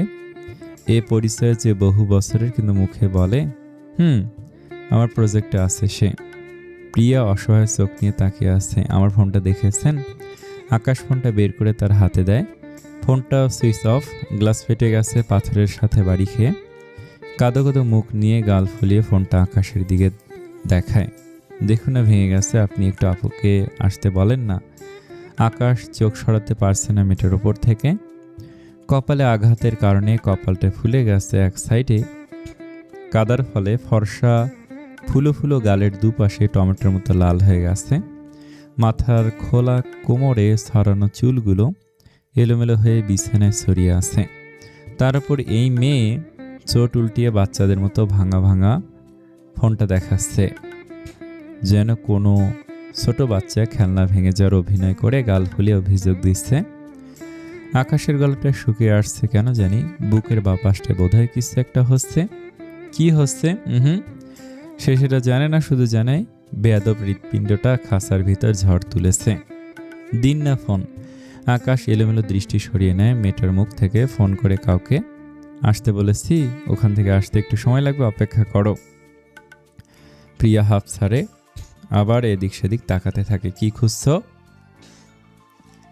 খাবার আছে আপনার কাছে? আমি সারাদিন না খাওয়া, আজকে আপুকে খোঁজার চক্করে ক্ষুধা পেয়েছে। আবার একই রকম গাল ফুলে আবদার করছে মেয়েটা। বারবার ঠোঁট ভেজাচ্ছে, ঠোঁট কামড়ে। আকাশের বুকের বা পাশটা অবশ্যই আসতে চাচ্ছে যেন। আকাশ উঠে দাঁড়ায়, বাকেট থেকে কাপ নুডলস বের করে ফ্লাক্স থেকে গরম পানি ঢেলে দিয়ে মেয়েটার হাতে দিয়ে নুডলসের কাপটা দেয়। এটা খেয়ে নাও, এই মুহূর্তে এর থেকে বেশি কিছু নেই এখানে। আমার তো ভাতের ক্ষুধা পেয়েছে। তো আমাকে দেখে কি ভাতের হোটেলের ওয়েটার মনে হচ্ছে? আকাশের রেহেন কথায় প্রিয়া রেগে গেল। কি আশ্চর্য, আমি তা কখন বললাম? বলনি, খাও এটা। প্রিয়া মুখ ফুলায় ঠোঁট উল্টে নুডলস ট্রাই খাওয়ার মন দেয়। আকাশ চেয়ারে বসে প্রিয়া এক গাদা গরম নুডলস ও মুখ ভরে নিয়ে চিবচ্ছে। দুগাল খাবারের জন্য ফুলকো লুচির মতো ফুলে আছে। চুল গোছা বারবার মুখের ওপর আসছে। সে সেটা বিরক্তভাবে সরাচ্ছে। আকাশের খুব ইচ্ছে করছে চুলগুলো বেঁধে দিয়ে আসতে। না, মেয়েটা তো বড্ড বিরক্ত করছে। স্বাভাবিকভাবে খেতে পারছে না। না, স্বাভাবিকভাবেই তো খেতে পারছে না। তার হৃৎপিণ্ডটা কি সেটা বুঝতে পারছে না? পারছেই তো না। পারলে কি আর এত লাফালাফি করতো সামান্য মেয়েটার ফুলো ফুলো গাল দেখে? আকাশ এই অসভ্য মনটা নিয়ে পড়ে গেছে বিপদে। না পারছে নিজের কন্ট্রোলে রাখতে, আর না পারছে বদলাতে। এর সমাধান নেই, না একদম নেই। সে ধপ করে উঠে দাঁড়ায়, ব্যাগ হাতের সিগারেটটা বের করে, তাঁবু থেকে বেরিয়ে আসে, খোলা আকাশের নিচে কাপা হাতে সিগারেট টানতে থাকে। আবার হাতটা কাঁপছে কেন না, পুরো শরীরটাই দেখছে ওর বিরুদ্ধে ষড়যন্ত্র করছে। আপাতত কিছুতেই ভিতরে যাওয়া যাবে না, একদমই না। রাতের অন্ধকার, আশপাশ থেকে ভেসে আসছে ঝিঝি পোকার শব্দ। সন্ধ্যার আলো মিলিয়ে রাতের আধারে ছেয়ে গেছে অনেকক্ষণ। বেশ ঠান্ডা পড়েছে, শীতল বাতাস বয়ে যাচ্ছে। দূরে তাদেরই বাকি জনমানবহীন তাঁবুগুলো থেকে আলো জ্বলতে দেখতে পাওয়া যাচ্ছে। আকাশে আলোর দিকে তাকে এখন সিগারেটের ধোঁয়া উড়াচ্ছে। হঠাৎ ফোন বেজে উঠল। পকেট থেকে ফোন বের করে দেখলো রাতুলের নাম ভেসে আছে। কল ধরতেই ওপাশ থেকে রাতুল বলল, এই তুই নাকি শিয়াকে দেখা করতে বলেছিস? হ্যাঁ, কতক্ষণ লাগে আসতে? কল করেছি, ঘন্টাখানেক হয়ে গেছে। আরে শোন, সেটা বললেই তো কলটা করেছি। সে বেরিয়ে গেছে তুই কল করার আরও আধা ঘন্টা আগে। মানে কি? হ্যাঁ, হাসান জানতো না। এখানে খুঁজতে আসার পর বললাম চলে গিয়েছে, তখন জানালো তুই নাকি আর্জেন্ট দেখা করতে বলেছিস। হ্যাঁ, ওর ছোট বোনটা এসেছে। আকাশ বাকি ঘটনা সংক্ষেপে জানে রাতুলকে। রাতুল শুনে উত্তেজিত হয়ে বলে, বলিস কি? শিয়া তো ওর বোনের কথা বলেই বেরিয়ে গেল। ওর ফোন সাইলেন্স থাকায় দেখতে পায়নি। ওর বোনটা নাকি অনেকবার কল দিয়েছে, তারপরে যখন কল ব্যাক করে তখন ফোনটা সুইচ অফ দেখাচ্ছিল। মেয়েটা নাকি বাসায় একা, তাই তাড়াহুড়ো করে বেরিয়ে গেল। আমরাই তো যেতে বললাম আর কি। বুঝেছি, তবে এত রাতে একা যাবে কিভাবে? একা ছেড়েছিস কেন? না না, পাগল নাকি?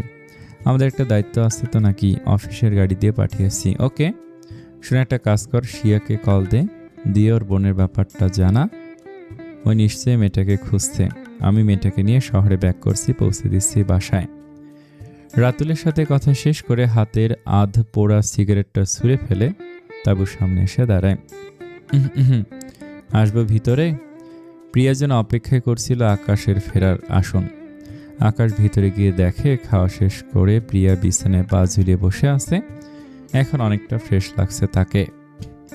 আকাশ শিয়ার কথা বলতেই প্রিয়া কপাল চাপড়ে ওঠে। মহা মুশকিল, আজ সারাদিন আপুর সাথে এই গোলক ধাঁধাই খেলছি আমি বাড়ি যাব কিভাবে এখন? কেন, যেখান দিয়ে এসেছিলে? আকাশের কথায় প্রিয়া ভয় পেয়ে গেল, চোখ বড় বড় করে বলে উঠল, অসম্ভব, আমি একা কিভাবে যাব? যেভাবে এসেছিলে তখন তো দিন ছিল। আকাশের মজা হেয়ালি প্রিয়া ধরতে পারেনি। আকাশ এবার গলা বেশ গম্ভীর করে বলল, আমি শহরে ফিরছি, চাইলে হ্যাঁ হ্যাঁ আমাকে প্লিজ সাথে নিয়ে চলুন। মানুষজন আছে এমন কোন এরিয়ায় নামিয়ে দিলেই হবে, আমি ফিরতে পারবো।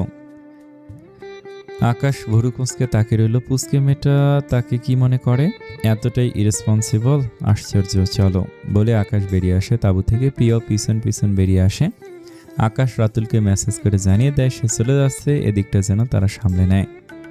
আকাশের গাড়ি অবধি যেতে যেতে প্রিয়ার পা ব্যথা হওয়ার জোগাড়। জঙ্গল থেকে বেরিয়ে যে রাস্তায় গাড়ি রাখা সেখানে আসতে 15 মিনিট সময় লেগে গেল। গাড়িতে উঠে বসতে প্রিয়া হাফ ছেড়ে বাঁচল। কি শুনশান এলাকারে বাবা, কাজ হচ্ছে যেখানে সেখানকার ওদিকটা ছাড়া পুরো রাস্তায় একটা গাড়ি নেই, আর না আছে মানুষের যাতায়াত।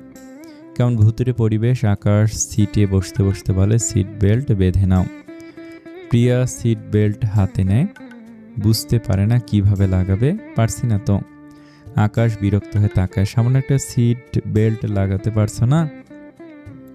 প্রিয়া এবার বেশ অপমানিত বোধ করে, মুখে কিছু বলে না, গাল ফুলিয়ে বসে থাকে।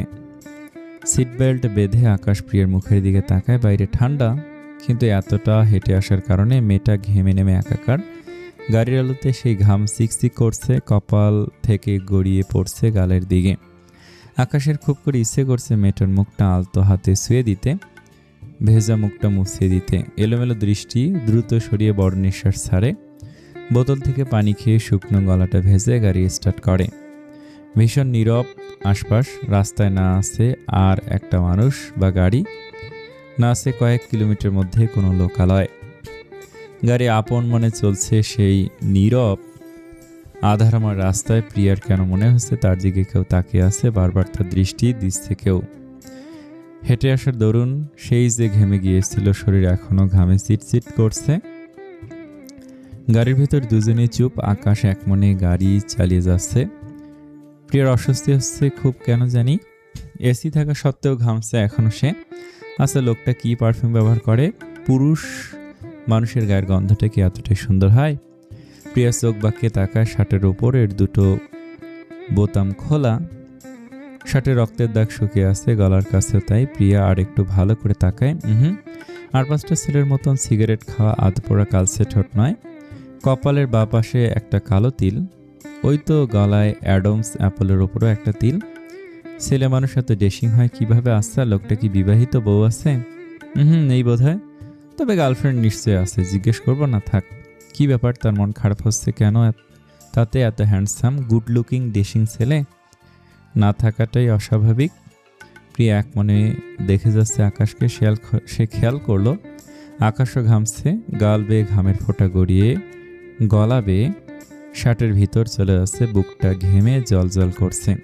কি আশ্চর্য হয়েছেটা কি, গাড়ির ভিতর এসি চলছে ফুল পাওয়ারে, অথচ গরম লাগছে। লাগছে তো লাগছে, এই লোকটারও কেন লাগছে প্রিয়া বুঝতে পায় না। আপনি কি খুব বেশি হ্যান্ডসাম? আকাশের গলা পেয়ে চমকে ওঠে প্রিয়া। আমি কি খুব বেশি হ্যান্ডসাম? আকাশের গলা পেয়ে চমকে ওঠে প্রিয়া। এদিক ওদিক দৃষ্টি ফেরাতে ব্যস্ত হয়ে ওঠে। কি হলো, বললে না? আমি কিভাবে বলবো?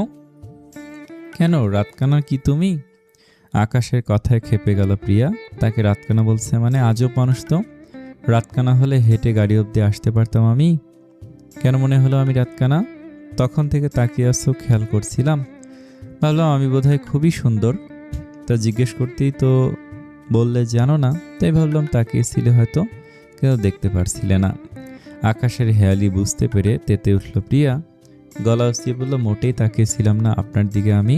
কি মনে করেনটা কি নিজেকে? ছিলে না তাকিয়ে? একদমই না, আমি তো বাইরে তাকিয়েছিলাম। আমাকে ডিঙিয়ে বাইরে অন্ধকারে কি চোখ আদৌ যেতে চাচ্ছিল? ধরা পড়ে যাওয়ায় নিজের উপরে রাগ হচ্ছে তার। কিছু না বলে জানালার কাচ নামিয়ে দিল। হুড়মুড় করে ঠান্ডা বাতাস চোখে মুখে লাগতে থাকলো। একসময় নজর তাকালো আকাশ একবার তার মেয়েটার দিকে। খোলা চুলগুলো এলোমেলো হয়ে যাচ্ছে বাতাসে, চোখে মুখে আছড়ে পড়ছে বারবার। মেয়েটা সরাচ্ছে না, আকাশ কপাল কুঁচকে সামনে তাকায়। কি সমস্যা মেয়েটার? চোখ মুখ আড়াল করে দিচ্ছে। সরাচ্ছে না কেন চুলগুলো? তার তো ইচ্ছে করছে নাকি চুলগুলো সরিয়ে দিতে, কিন্তু পারছে না। এ দায় কি মেয়েটার নয়? বারবার চোখ চলে যাচ্ছে তার মেয়েটার দিকে। কি নিষ্পাপ চেহারা, মুখটা কেমন শুকিয়ে আছে, হয়তো সারাদিন এর ধকলে আনমনে চেয়ে আছে বাইরে। মেয়েটা এত ঠান্ডাও তার মতো ঘামছে কেন? সেই বা কেন ঘামছে? খেয়াল করছে সে। মেয়েটার দিকে চোখ পড়তে তার ভয়াবহ গরম লাগছে। প্রিয়া বারবার ঠান্ডা বাতাসে শুকিয়ে যাওয়া চোট কামড়ে ভেজাচ্ছে। এ তো মহা সমস্যা। মেয়েটা আজ তাকে দিয়ে অ্যাক্সিডেন্ট করাবে। আকাশ হুট করে ব্রেক কষে রাস্তায়। হঠাৎ ব্রেকে চমকে ওঠে প্রিয়া, প্রায় চিৎকার করে আর্তনাদ করে ওঠে, হায় আল্লাহ, কি হলো? আকাশ কঠিন চোখে তাকায় একবার মেয়েটার দিয়ে। গাড়ি থেকে বেরিয়ে আসে, দরজা বন্ধ করে শব্দ করে লাগায়। প্রিয়া বুঝতে পারে না হঠাৎ গাড়ি থামানোর কারণ। আকাশকে ওভাবে বাইরে নামতে দেখে সেও নেমে আসে। অস্থির হয়ে আকাশের পাশে এসে দাঁড়ায়। কি হলো, কি সমস্যা, গাড়ি থামালেন কেন? আকাশ তাকায় চোখ তুলে প্রিয়ার দিকে। গাড়ির বাতাসে চুলগুলো এলোমেলো হয়ে গেছে, এখনো মুখের ওপর কয়েক গাছি চুল। জোরে শ্বাস ছাড়ে সে। মেয়েটা আবার গাড়ি থেকে নেমে এসেছে। কি হলো, শরীর খারাপ লাগছে কি? শ্বাস ছাড়ছেন জোরে জোরে, পানি আনবো? আকাশ ধমকে ওঠে কর্কশ গলায়, কে নামতে বলেছে গাড়ি থেকে? একটু শান্তি দিবে না তুমি? কি আশ্চর্য, আমি কি করলাম? সে তো চুপচাপ বসেই ছিল, তার দোষ কিভাবে হয়? এই যে সে যে এক সেকেন্ড কথা না বলে থাকতে পারে না, অথচ এই লোকটার গাড়িতে সে তো একটা কথা বলছে না। প্রিয়ার এই কম্প্রোমাইজ কি এই লোক বোঝে না? সে বুঝাবেও না। কে সে? আমি কি করলাম? আমাকে বকছেন কেন, আজব লোক? বলে গটগট করে গাড়িতে গিয়ে বসলো প্রিয়া। আকাশ জোরে শ্বাস নিয়ে নিজেকে স্বাভাবিক করলো, গিয়ে বসলো ড্রাইভিং সিটে। জানালার কাচ নামিয়ে গাড়ি স্টার্ট দিল। আকাশ এবার মনে মনে পণ করলো কিছুতেই মেয়েটার দিকে ফিরেও দেখবে না। বেহায়া মন, সেটা মানবে কেন? চোখটা হয়েছে বেহায়া মনটার সাগরেদ। চোখটাও সমানে ফোকাস করা বাদ দিয়ে বারবার তাকাচ্ছে এদিক ওদিক। প্রিয়ার এই লোকটার উপর দারুণ রাগ হচ্ছে। এভাবে ধমক দিল কেন তাকে? এই মেয়ে, চুলগুলো খোলা রেখেছো কেন? বাঁধতে পারো না? রাবিশ। এবার প্রিয়ার চোখ ভেঙে পানি গড়িয়ে পড়তে চাইছে। সে হঠাৎ আকাশের ধমকের কারণ কিছু দিয়ে ধরতে পারছে না। আমি আবার কি করলাম? আকাশ সামনের দিকে তাকিয়ে বিরক্ত গলায় বলল, রাবিশ, ওই এলোমেলো চুলগুলো বাঁধতে বলেছি, আমি ড্রাইভ করতে পারছি না। প্রিয়া অবাক হয়ে তাকিয়ে রইল। তার চুল কিভাবে ড্রাইভিংয়ে সমস্যা করে? এমন না তো যে সে চুল গিয়ে ওনার চোখে মুখে লাগছে। কথায় কথায় ধমকাধমকি কি আপনার স্বভাব? চুলের জন্য আপনার কি সমস্যা হচ্ছে সেটা তোমার জানার বিষয় না। চুল খোলা রাখা আমি পছন্দ করি না, বাঁধো। It's distract me. পের ইচ্ছে করলো লোকটা চুলগুলো হাতের মুঠে নিয়ে ঝাঁকে দিতে। গাল ফুলিয়ে আলতো হাতে খোপা করে নিল চুলগুলো। বুকের ওপর আড়াআড়ি হাত ভাঁজ করে বাইরে তাকিয়ে রইল। প্রিয়া ঘুমিয়ে আছে।